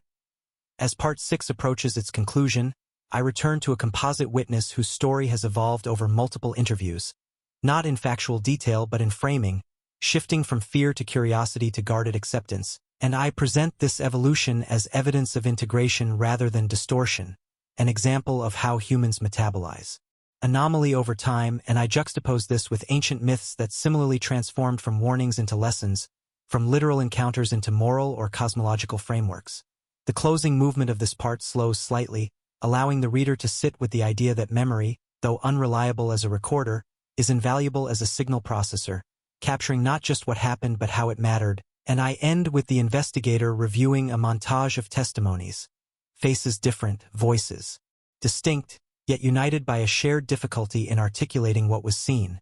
And in this difficulty the ancient Titan and the modern UFO converge once more, not as entities demanding belief, but as experiences that stretch perception beyond comfort,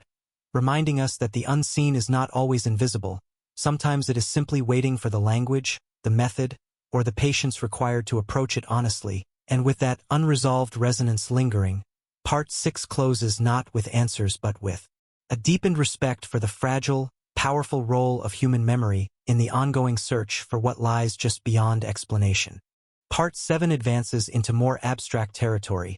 where the narrative begins to loosen its dependence on individual cases and testimonies and instead interrogates structure itself, because after witnesses and memory have been examined as secondary signals, the next unavoidable question in classic UFO case, Ancient Titan, becomes whether there exists an underlying geometry to the unexplained, a pattern that does not belong to any single observer, culture, or era, but emerges only when disparate data sets, myths, and anomalies are layered until something faint yet persistent takes shape. And I open this section with the investigator confronting a wall of visualizations, not photographs or videos but graphs, heat maps, vector fields, temporal distributions,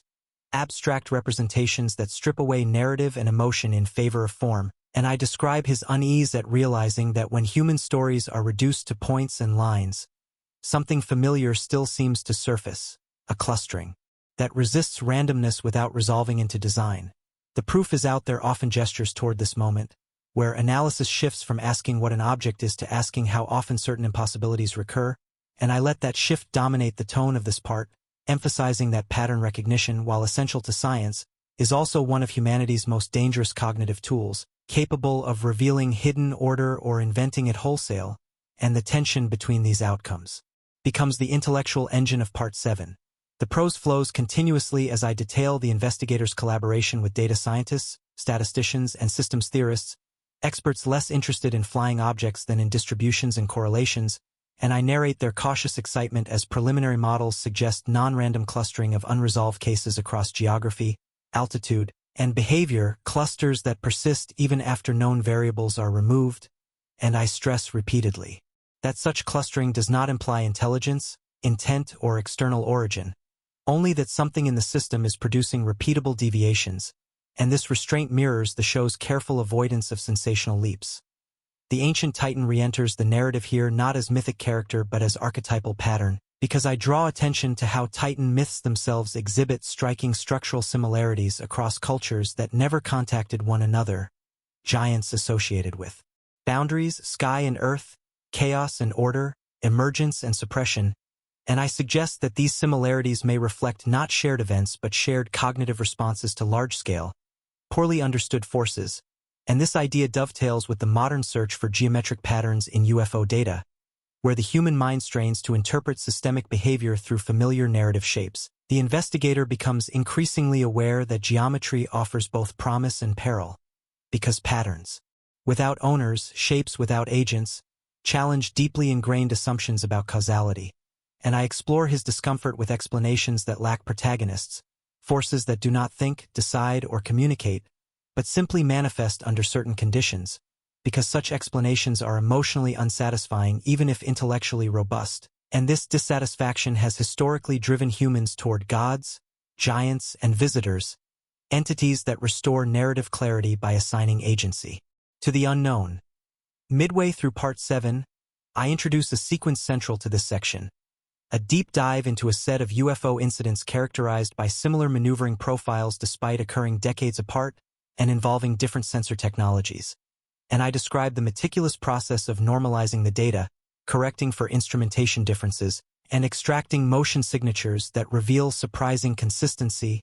accelerations, and turns that appear governed by constraints unfamiliar to conventional aerodynamics yet consistent within the dataset, and I let the investigators debate whether this consistency suggests advanced technology, misinterpreted natural phenomena, or a limitation of measurement itself, because if sensors share blind spots, they may also share illusions. The ancient analog emerges again as I recount how myths of titans often include descriptions of movement that defy human locomotion, strides that cover impossible distances, appearances and disappearances that compress space, and I emphasize that such descriptions may encode experiential impressions rather than literal motion, humans struggling to articulate encounters with scale and speed beyond embodied comprehension, and the struggle mirrors modern witnesses describing instantaneous acceleration or vanishing objects, not because the phenomena are identical but because the perceptual challenge is. The prose remains dense and unbroken as I delve into the mathematics of pattern detection, explaining through narrative how algorithms can reveal correlations invisible to intuition while also amplifying biases present in input data, and I stress that the investigator understands this duality, resisting the temptation to treat patterns as revelations rather than prompts for further questioning. And this restraint becomes a quiet form of heroism in a cultural landscape eager for definitive answers. I integrate a reflective passage where the investigator recalls an early fascination with sacred geometry, how ancient cultures imbued shapes with cosmological meaning, circles symbolizing eternity, triangle stability, spirals growth and decay, and I juxtapose this with modern visualizations of anomaly clusters that eerily resemble these ancient forms, not because they share origin but because human cognition gravitates toward certain shapes when organizing complexity, and this realization unsettles him, because it suggests that some perceived patterns may be artifacts of interpretive frameworks rather than external order. The proof is out there is careful in such moments to foreground uncertainty, and I honor that by allowing competing interpretations to coexist without resolution,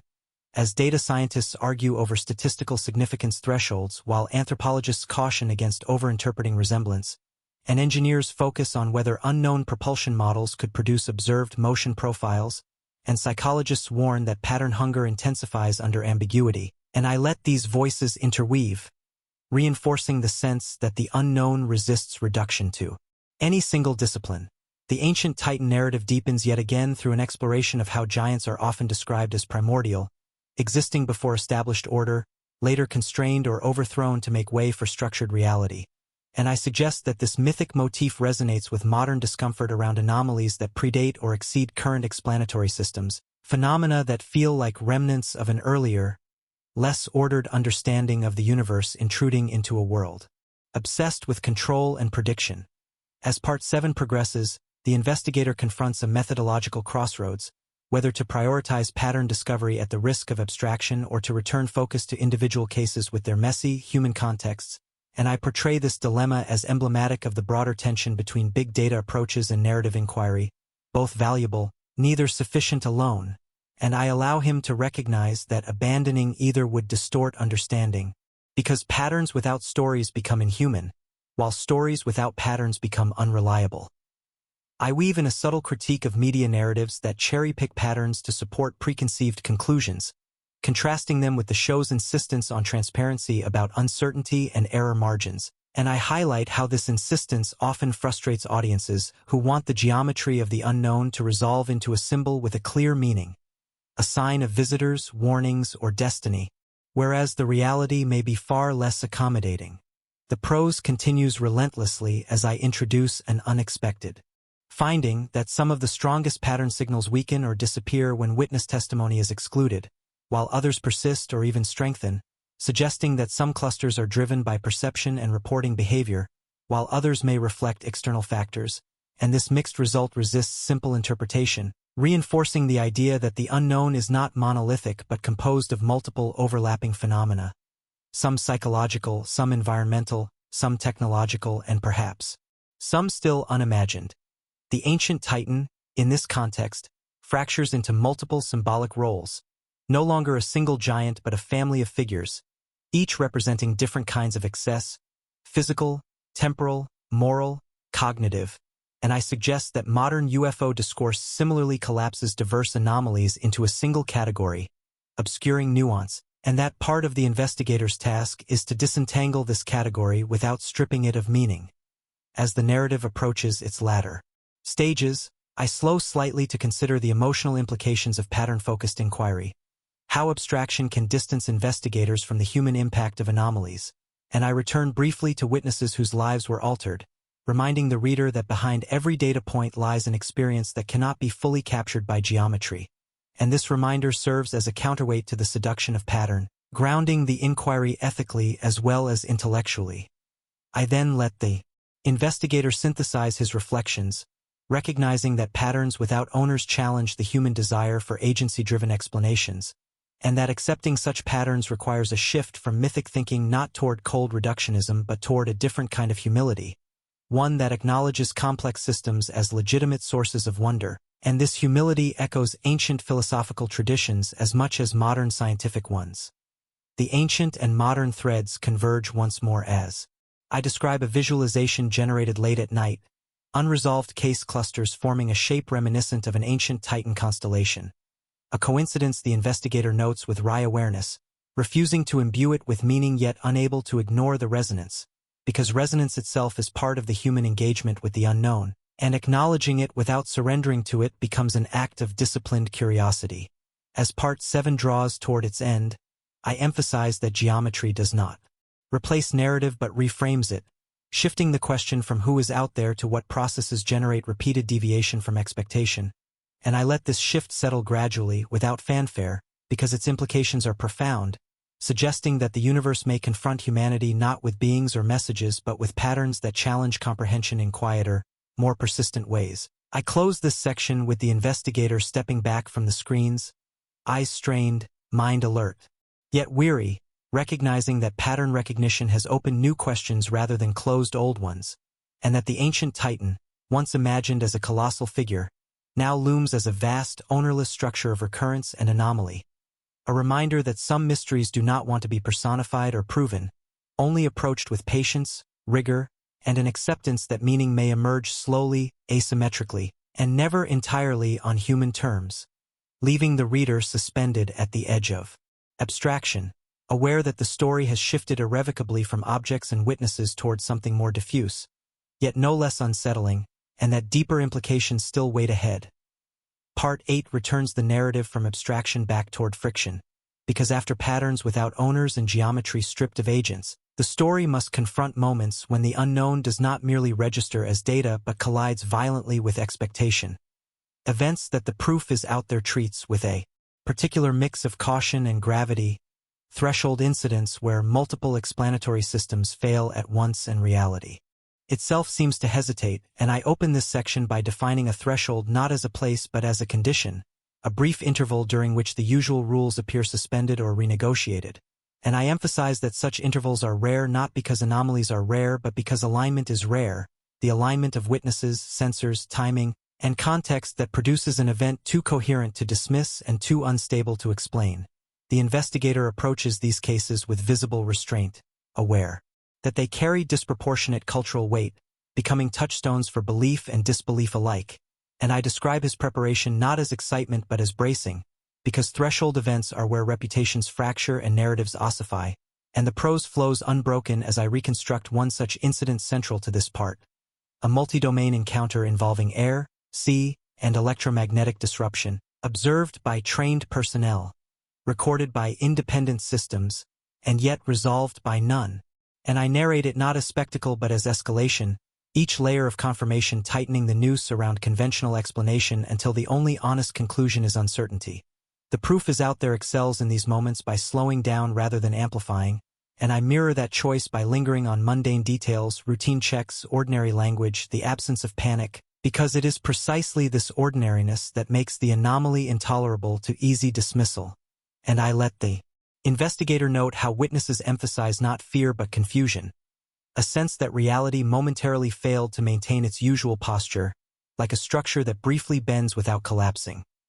The ancient titan reemerges here not as metaphorical pattern but as threshold figure, because in myth giants often appear at moments of transition, before floods, after wars, at the edges of eras, and I recount a fragmentary legend where a titan's brief return signals not domination but warning, a reminder of deeper forces beneath human order, and I am careful to frame this not as prophecy but as structural similarity, ancient narratives encoding threshold experiences in symbolic form. The prose remains relentless as I analyze the modern incident's data, synchronized timestamps revealing discrepancies too small to attribute to error yet too large to ignore, objects transitioning between mediums without detectable deceleration, sensor saturation followed by clean recovery, physiological effects reported by witnesses that align more with disorientation than trauma, and I emphasize that each element alone might be explainable, but together they produce a coherence that resists reduction, and this resistance is what elevates the case from curiosity to threshold. The investigator consults experts across domains, not for answers but for boundary definitions, asking physicists where current models break down, engineers where instrumentation becomes unreliable, neurologists where perception may distort, and I allow each expert to define a limit rather than offer a solution, because limits are the true subject of this part, and the accumulation of limits becomes unsettling, revealing not a single gap but a convergence of gaps, a moment where the explanatory map ends. The ancient thread deepens as I explore how Titan myths often describe similar convergences, storms coinciding with celestial signs, seismic events aligning with social upheaval, and I suggest that such myths may preserve memory of compounded disruption rather than singular events, an idea that resonates with modern threshold incidents where no single cause suffices, and this resonance does not validate the myth as literal history but validates it as experiential archive. The narrative then turns toward public reaction, because threshold events do not remain contained within investigative circles, they leak, generating polarized responses that the proof is out there attempts to contextualize. Without endorsing, and I critique gently how such incidents become narrative accelerants, propelling audiences toward conclusions faster than evidence warrants, and I let the investigator reflect that threshold events demand slower interpretation, not faster, because their significance lies in what they reveal about systemic fragility rather than in what they confirm about external agents. As the paragraph continues, I examine the psychological impact of threshold encounters on witnesses, not long-term belief change but immediate recalibration, a subtle erosion of assumed normalcy, and I link this to ancient accounts where encounters with giants or gods did not produce instant conversion but lingering unease, a sense that the world contained deeper layers than previously acknowledged, and I emphasize that this unease, rather than fear or awe alone, is the emotional fingerprint of threshold experience across eras. Midway through Part 8, the investigator confronts an uncomfortable professional reality that threshold cases cannot be replicated on demand, cannot be subjected to controlled experimentation, and therefore resist the gold standard of scientific validation, and I explore his frustration not as doubt but as discipline, an awareness that acknowledging limits is preferable to manufacturing certainty, and this awareness aligns with the show's ethos, which treats unresolved cases as open questions rather than failures. The ancient Titan narrative surfaces again through a motif of brief emergence followed by withdrawal, giants appearing only long enough to be remembered, never long enough to be mastered, and I draw a parallel to modern threshold events that appear as spikes in anomaly databases, rare, intense, then gone, leaving investigators with fragments rather than specimens, and I argue implicitly through story that such fleetingness may be intrinsic to the phenomena, whether natural or otherwise, because sustained exposure would collapse ambiguity into familiarity, erasing the threshold quality that defines their impact. The prose presses forward as I introduce an internal debate within the investigative team, whether to classify the incident as unresolved anomaly or to assign a provisional explanation that fits imperfectly, And I portray this debate as ethical rather than technical, because assigning a weak explanation may protect institutional comfort at the cost of honesty, while leaving it unresolved invites misinterpretation but preserves integrity. And I let the investigator advocate for the latter, accepting discomfort as the price of fidelity to evidence. I weave in a subtle reflection on language, how terms like object, entity, and phenomenon each carry implications, and I show the investigator deliberately choosing the most neutral language available, aware that words can harden uncertainty into belief or disbelief prematurely, and this linguistic caution echoes ancient traditions where titans were named obliquely, through epithets and metaphors, as if direct naming risked misunderstanding or invocation. As the narrative continues unbroken, I return briefly to pattern analysis, noting how threshold events often distort larger statistical models, appearing as outliers that challenge assumptions of smooth distribution, and I let data scientists argue over whether such outliers should be excluded as noise or examined as signals of regime change, a debate that mirrors broader scientific tensions between normal science and revolutionary anomalies. And I place the investigator firmly in the camp that treats outliers with respect rather than dismissal, not because they guarantee discovery but because they define the boundaries of current understanding. The ancient titan in this context becomes emblematic of regime change, a figure associated with the overthrow of old orders and the emergence of new ones, and I suggest that modern threshold events provoke similar anxiety, not because they threaten physical safety but because they threaten epistemological stability, challenging assumptions about what can and cannot happen, and this challenge resonates deeply in a culture built on predictability and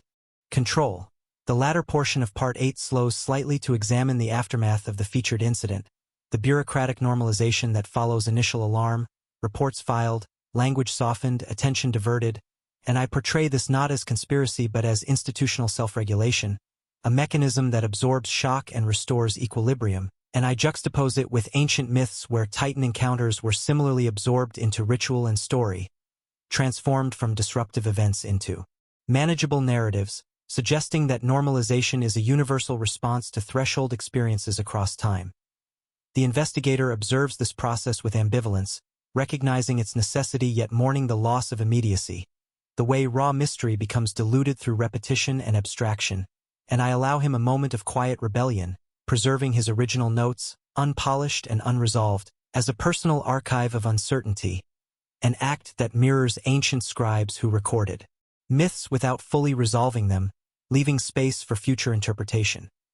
As the paragraph continues toward its close, I emphasize that threshold events do not demand belief in extraordinary explanations, they demand respect for complexity, an acknowledgement that reality occasionally behaves in ways that strain existing frameworks without announcing new ones, and I suggest that the ancient titan and the modern UFO converge most clearly here,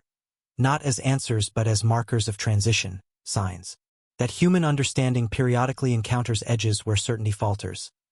I end Part 8 with a restrained image, the investigator watching dawn break after a long night of analysis, the world unchanged, traffic resuming, routines intact, yet carrying within it the residue of a moment when order briefly loosened, and he understands that such moments may be the true engines of progress, not because they reveal hidden beings or technologies, but because they force humility, adaptation, and the quiet expansion of what humanity is willing to consider possible, leaving the reader poised at the threshold between comfort and curiosity, aware that the story now approaches its most consequential implications. Part 9 shifts the lens from encounters and thresholds toward the slower, more corrosive process that follows them, because once an anomaly survives scrutiny, it begins to exert pressure not on physics or mythology but on consensus itself. And I open this section by asserting that consensus is not truth but an agreement to stop arguing, a social contract that allows institutions to function, and the proof is out there becomes especially revealing when it documents moments where that contract weakens under the strain of unresolved phenomena. The investigator enters this part less as a field analyst and more as a reluctant diplomat,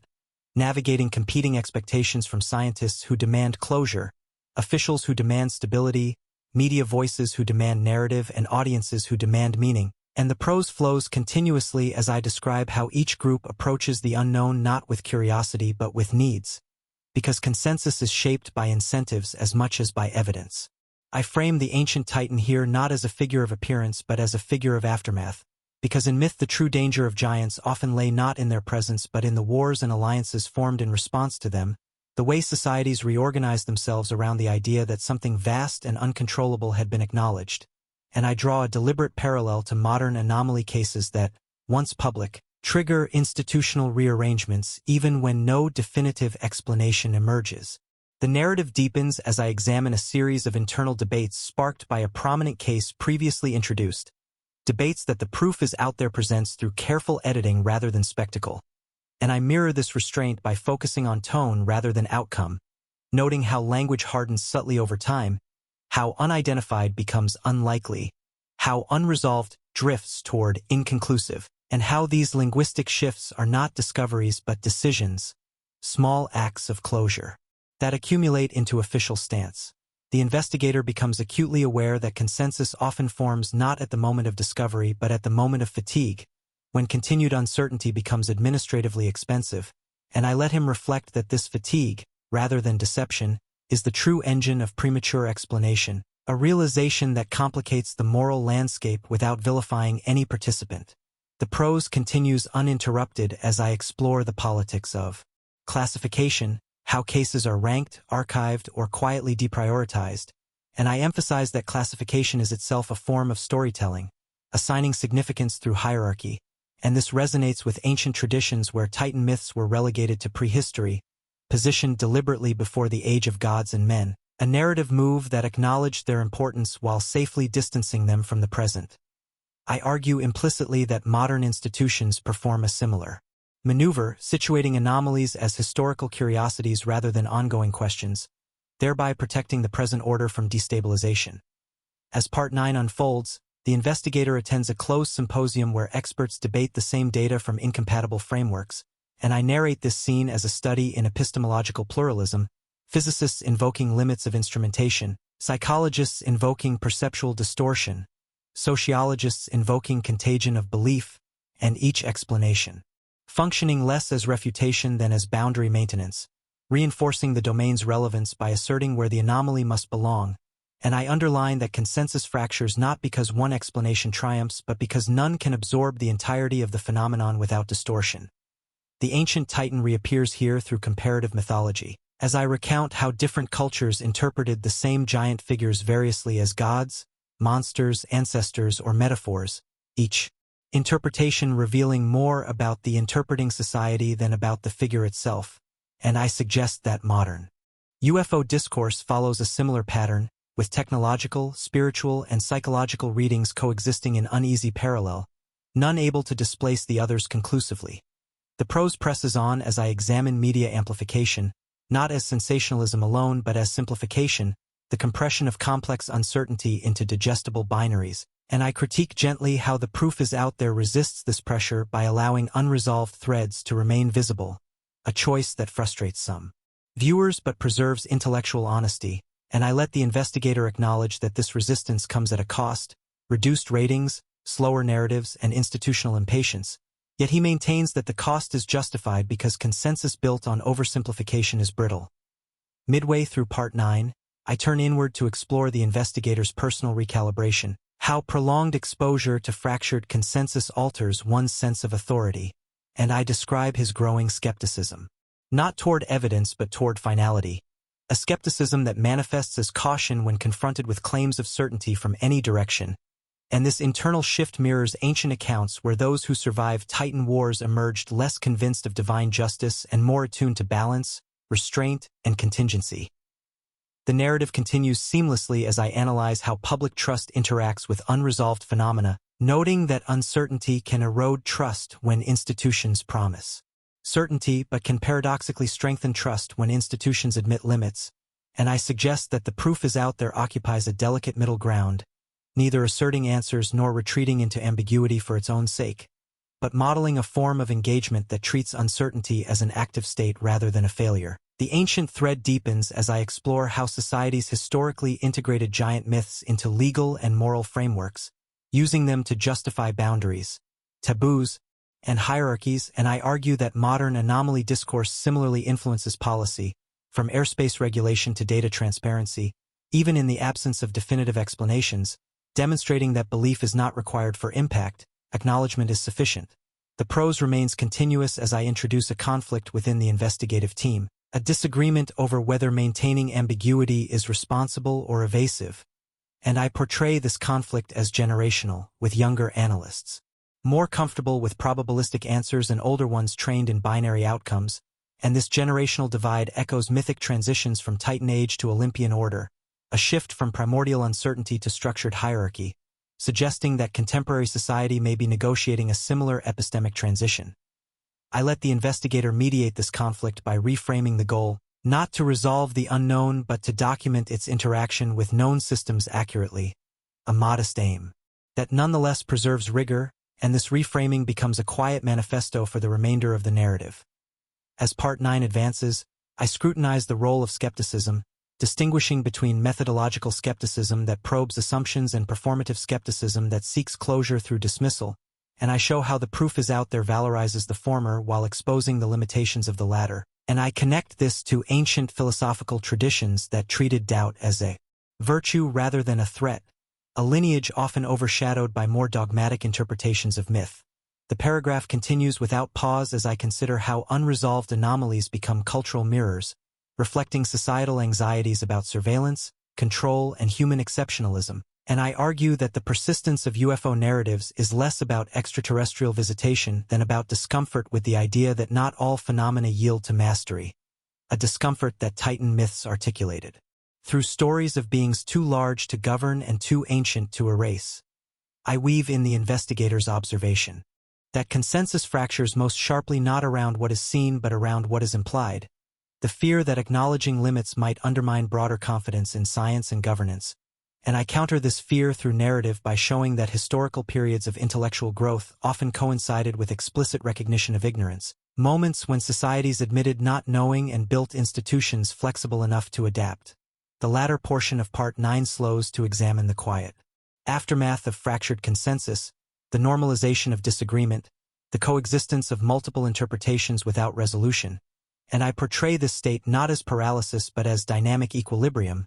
a balance that allows inquiry to continue without forcing premature synthesis, and I link this to ancient cosmologies where chaos was not eradicated but contained, acknowledged as a permanent counterweight to order. The investigator, reflecting on his role, accepts that his work may never culminate in revelation, and I let this acceptance resonate as maturity rather than resignation, a recognition that documentation itself can be an ethical act when explanation is unavailable. As the paragraph approaches its conclusion, I emphasize that consensus fractures are not endpoints but inflection points, moments when the limits of shared understanding become visible, inviting either retrenchment or expansion, and I suggest that the proof is out there consistently nudges toward expansion. By refusing to collapse complexity into comfort, I end Part 9 with an image of layered voices, reports, myths, debates, all coexisting without resolution, and the investigator standing not above them but among them, aware that the ancient Titan and the modern UFO occupy similar narrative space, not as intruders demanding belief but as provocations demanding humility. And the prose closes on the realization that the true challenge is not to prove or disprove the unknown, but to learn how to live responsibly with questions that refuse to go away, leaving the reader suspended within a fractured yet fertile consensus, poised for the deeper implications that await in the next part. Part 10 moves with a quieter gravity than the previous sections, because once consensus has fractured and thresholds have been crossed, the narrative must ask what remains, what is carried forward when explanation fails to crystallize, and I open this part by framing uncertainty itself as an inheritance, not a temporary inconvenience but a transmissible condition that passes from generation to generation, from archive to archive, from myth to database, and the proof is out there becomes, at this stage of the story, less a hunt for revelation than a chronicle of stewardship, the careful handling of unanswered questions so they do not calcify into dogma or dissolve into neglect. The investigator enters Part 10 with a different posture, no longer braced for shock or embroiled in debate, but attentive to continuity, aware that most phenomena do not end with resolution but with curation, and the prose flows unbroken as I describe him reviewing cases not to solve them but to assess how they have been framed over time, what language endured, what assumptions were quietly inherited by later analysts, and how subtle shifts in framing altered the trajectory of inquiry without altering the data itself. The ancient Titan emerges here not as a disruptive presence but as a legacy figure, because in myth the Titans rarely vanish completely, they are imprisoned, buried, or transformed into landscapes, mountains, storms, their influence persisting long after their reign ends. And I draw a parallel to unresolved anomalies that become part of the conceptual terrain, shaping questions, expectations, and institutional reflexes even when they are no longer actively investigated. The narrative deepens as I examine how the proof is out there revisits old cases with new tools, not in search of final answers but to test the durability of uncertainty, and I emphasize that many cases do not collapse under reanalysis. They adapt, shedding outdated explanations while retaining their core ambiguity, and this adaptability becomes a defining feature, distinguishing genuine anomalies from errors that evaporate under scrutiny. The investigator reflects that uncertainty which survives improvement in instrumentation and methodology may be more significant than certainty produced under primitive conditions, a counterintuitive insight that reframes progress not as elimination of mystery but as refinement of its contours. The prose continues seamlessly as I explore institutional memory, how organizations remember not just conclusions but unresolved tensions, and I show how certain cases acquire reputational weight, cited cautiously, referenced obliquely, their very mention signaling complexity, and this mirrors ancient cultures where Titan myths were invoked sparingly, not as entertainment but as reminders of foundational instability, stories told when ordinary explanations felt insufficient. The ancient-modern parallel strengthens as I analyze how myths encode not answers but warnings, cautioning against hubris, overreach, or premature closure, and I suggest that modern anomaly archives serve a similar function, quietly reminding analysts of the limits of their frameworks.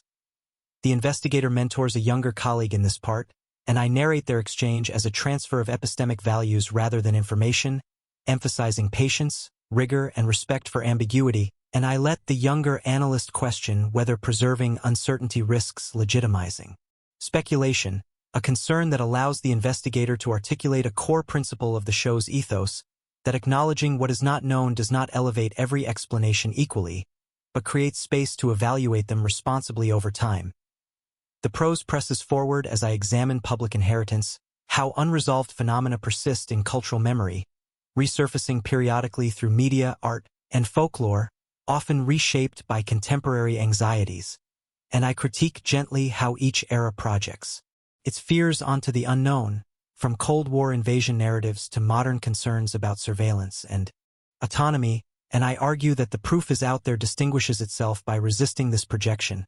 grounding its storytelling in evidence even when that evidence refuses to cohere into narrative closure.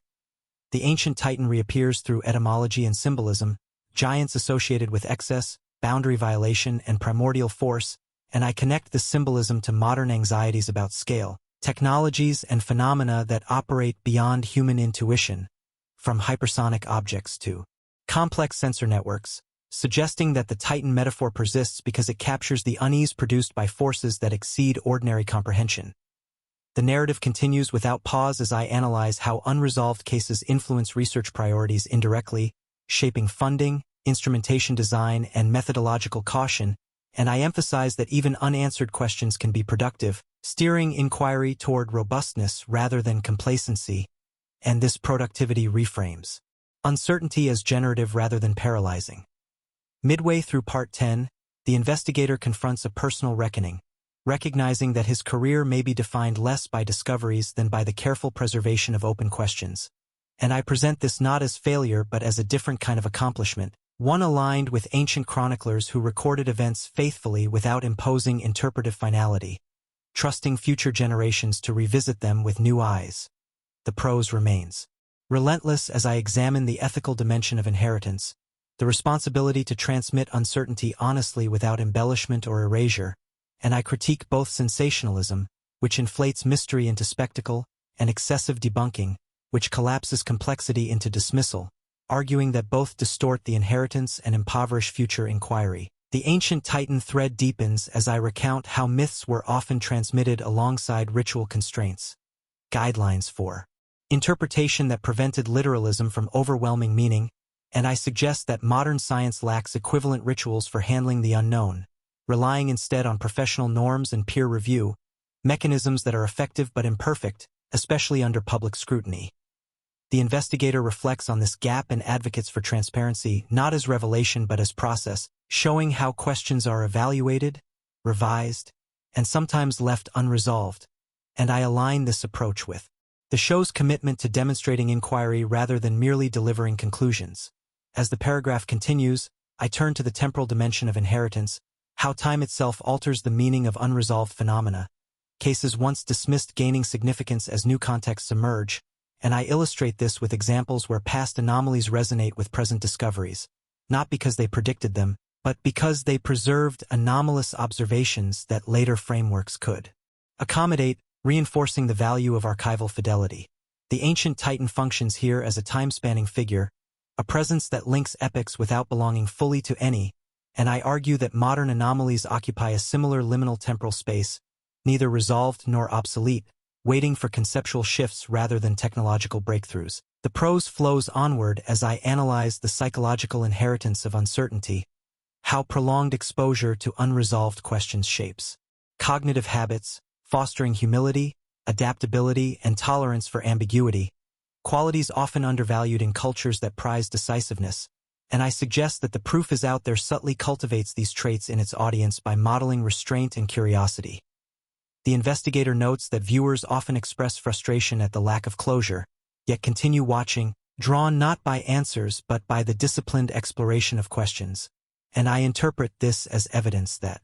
uncertainty, when handled responsibly, can sustain engagement without manipulation. The latter portion of Part 10 slows to examine what is lost when uncertainty is mishandled, cases where premature explanations foreclosed inquiry, where myths hardened into dogma or data was ignored because it did not fit prevailing models, and I present these as cautionary tales, reinforcing the importance of preserving ambiguity without surrendering rigor. The ancient Titan re-enters through stories of imprisonment and forgetting, giants buried beneath mountains, their lessons obscured by the desire for order, and I draw a parallel to institutional forgetting, the quiet removal of inconvenient cases from discourse, and I argue that such forgetting impoverishes understanding more than open uncertainty ever could. The investigator resolves to resist this erasure, committing to a practice of documentation that honors complexity even when it complicates narratives, and this commitment becomes a thematic anchor as the story approaches its final arc. As the paragraph nears its end, I emphasize that inheritance of uncertainty is not passive, it requires active care, periodic reevaluation, and ethical transmission, and I suggest that the true legacy of the proof is out there lies not in proving or disproving extraordinary claims but in demonstrating how to live intellectually with questions that persist across time. I close Part 10 with an image of layered records, ancient inscriptions, mid-century reports, digital databases, all bearing witness to humanity's recurring encounter with the limits of understanding. And the investigator standing as one caretaker among many, aware that his role is not to end the story but to keep it intelligible, ensuring that when future generations return to these questions, they inherit not confusion or certainty, but a disciplined openness that allows inquiry to continue, carrying the ancient Titan and the modern UFO forward not as answers, but as enduring invitations to think more carefully about what it means to know. Part 11 carries a heavier, almost contemplative density, because after inheritance comes obligation, and I open this section by asserting that uncertainty is not free, it exacts a cost, a psychological, cultural, and ethical toll that accumulates quietly over time, and the proof is out there reveals this cost not through spectacle but through silence, through the spaces between explanations where responsibility lingers without resolution. And the prose flows unbroken as I describe the investigator confronting this silence not as emptiness but as pressure, a weight that grows heavier the longer an anomaly remains unresolved, because unanswered questions demand something in return: patience, restraint, and a willingness to tolerate ambiguity without surrendering to cynicism or fantasy. The narrative positions silence itself as an active force, not the absence of information but the presence of limits, and I emphasize that this silence shapes behavior, influencing what institutions choose to pursue, what they choose to avoid, and how openly they communicate uncertainty to the public. The ancient Titan enters this part as a figure bound and silenced, imprisoned beneath the world, not destroyed but constrained, and I draw a deliberate parallel to how modern anomalies are often contained rather than resolved, acknowledged but restricted, discussed within controlled parameters to prevent destabilization, and I argue that containment, like mythic imprisonment, carries moral implications because it preserves order at the expense of confrontation, and over time this trade-off becomes difficult to ignore. The prose continues seamlessly as I examine how the proof is out there treats silence differently from secrecy, making a clear distinction between withheld information and genuine unknowns, and I praise the show's insistence on articulating what is not known explicitly, because naming ignorance transforms silence from a void into a boundary,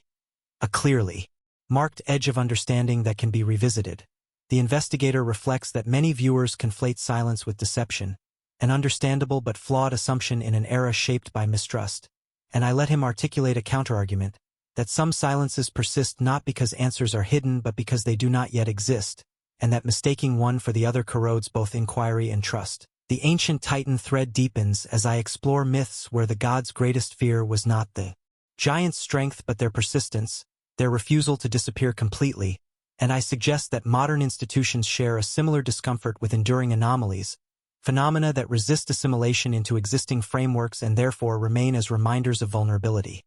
The narrative presses on as I analyze the emotional labor of those who work closest to the unknown, investigators, analysts, and witnesses who carry unresolved experiences long after public attention fades. And I describe how this labor manifests not as obsession but as quiet vigilance, a sustained attentiveness that can be isolating in cultures that prize closure, and I let the investigator acknowledge moments of doubt, not about the reality of the phenomena but about the value of continuing to document what may never be resolved. The prose remains continuous as I examine how silence shapes storytelling itself, how narratives about UFOs and ancient giants often oscillate between excess and erasure, either inflating the unknown into omnipotence or reducing it to irrelevance, and I argue that both extremes function as escapes from silence, ways of avoiding the discomfort of not knowing,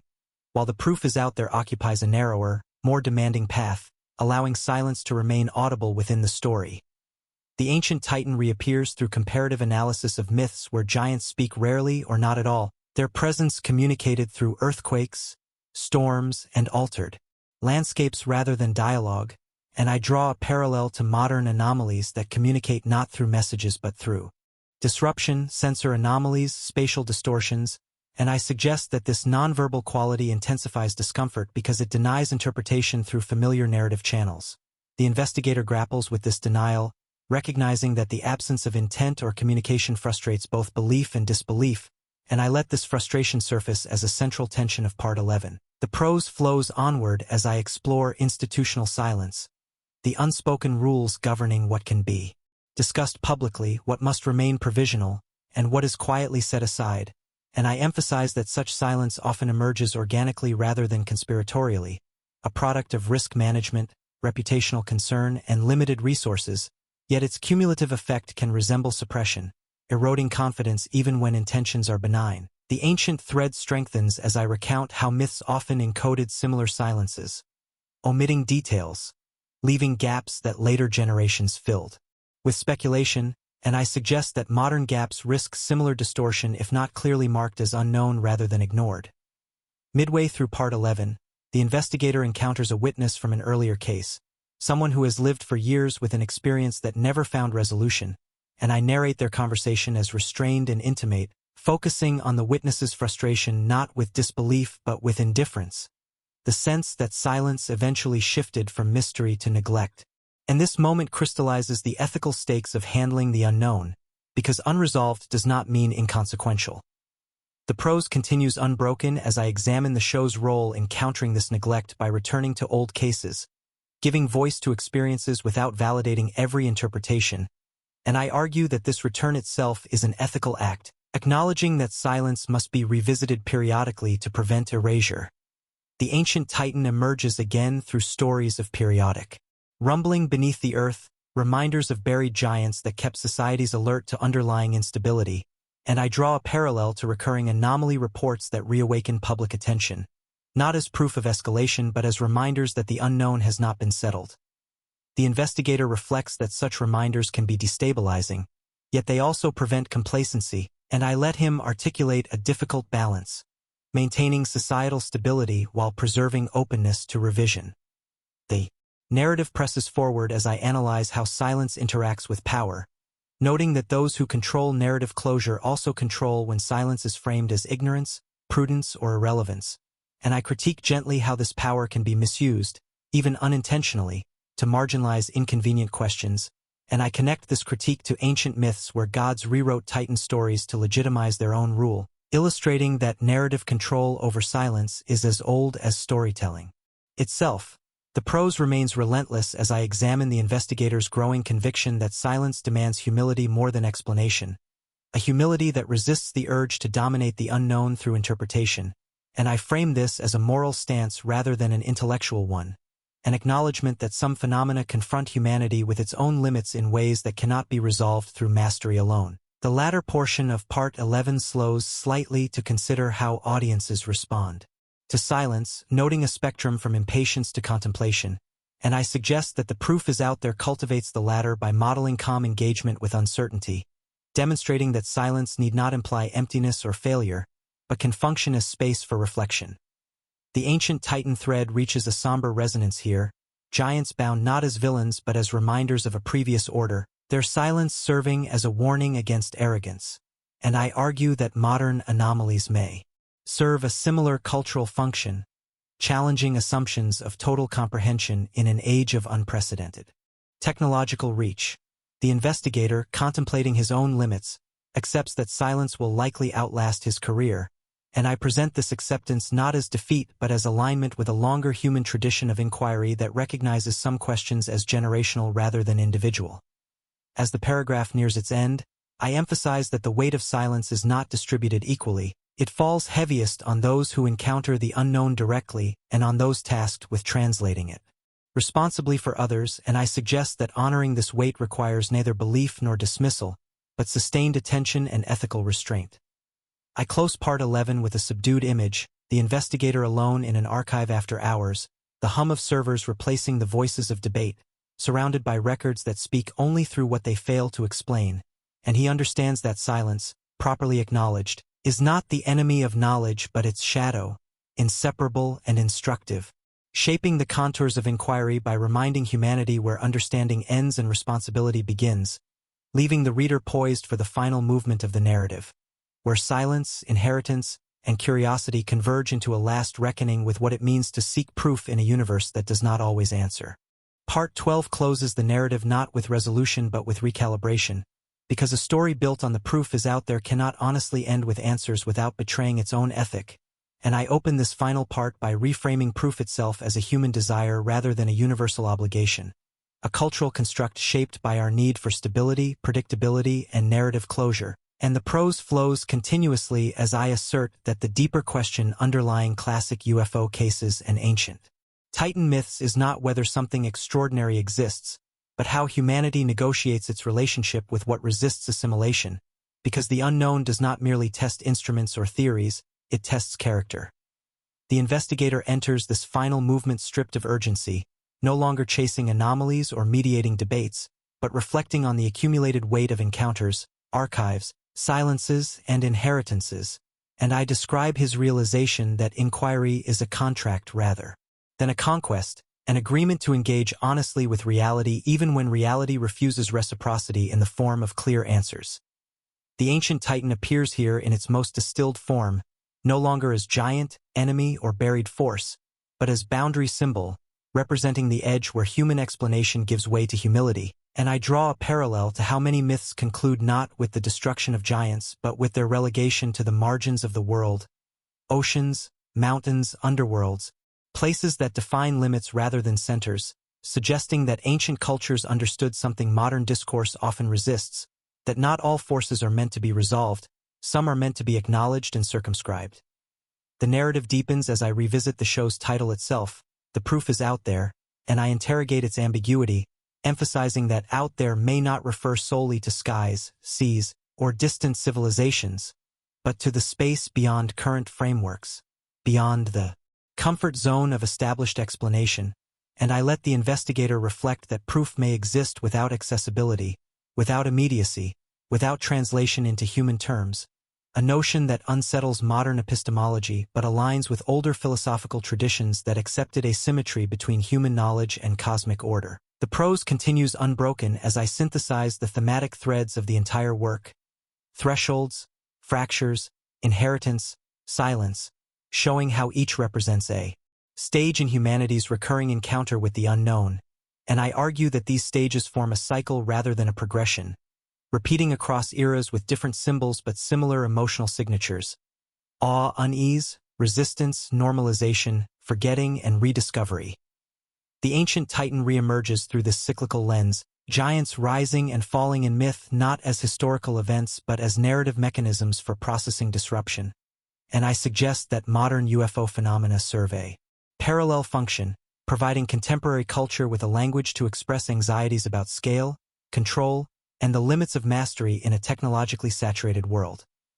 The investigator considers the audience at this stage, viewers who arrive seeking revelation and leave with questions, and I explore the ethical tension inherent in this outcome, the risk of disappointment weighed against the value of intellectual honesty, and I argue that the proof is out there makes a deliberate wager, that audiences are capable of tolerating uncertainty when it is treated with respect rather than manipulation.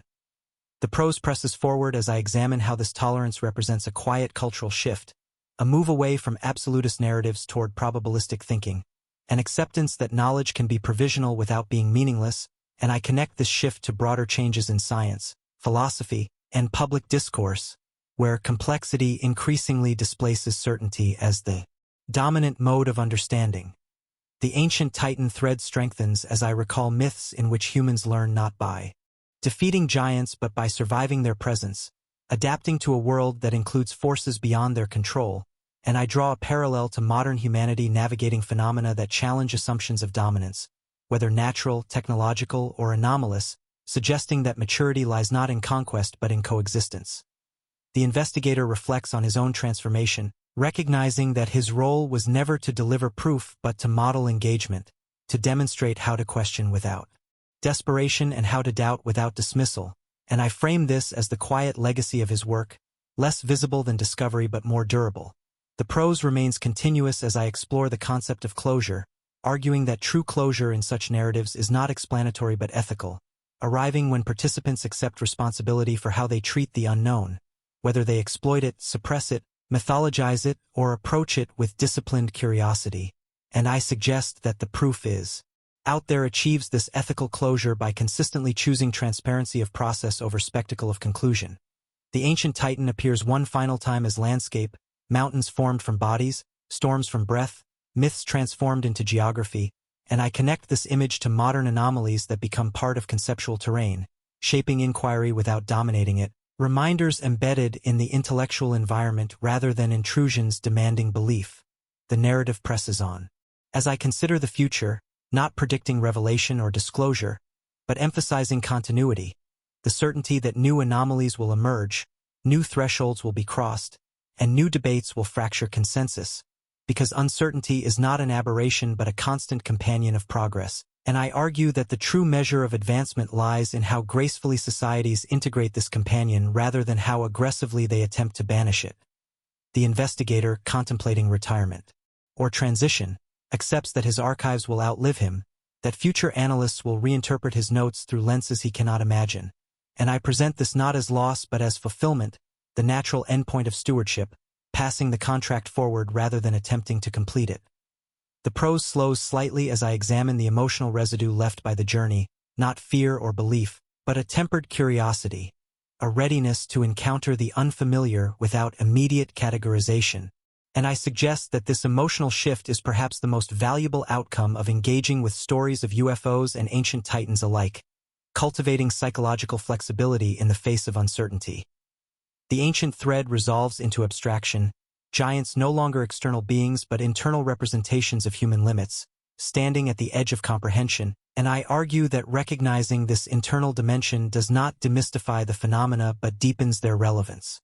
transforming them from speculative curiosities into mirrors of epistemic humility. The prose continues without pause as I critique extremes one last time, blind belief and reflexive debunking, framing both as attempts to escape responsibility, belief by surrendering judgment, debunking by closing inquiry prematurely, and I position the show and this narrative deliberately between them, advocating a slower, more demanding path that accepts uncertainty as an ongoing obligation rather than a problem to be eliminated. The investigator articulates a final insight that proof, if it ever arrives, will matter less than the habits of thought cultivated in its absence, because those habits will determine whether humanity responds to discovery with wisdom or with fear, and I let this insight resonate as the philosophical core of the entire work. As the paragraph approaches its end, I return to the opening image of archives, myths, and skies, now integrated into a single continuum, ancient stories and modern data coexisting not as rivals but as complementary records of human encounter with the unknown. And I emphasize that neither invalidates the other, both testify to the persistence of mystery across time.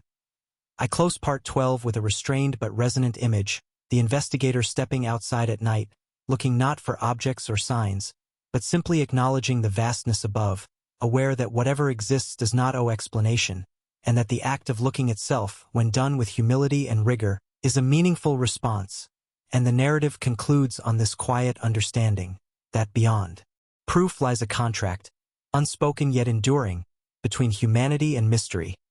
one that asks not for belief,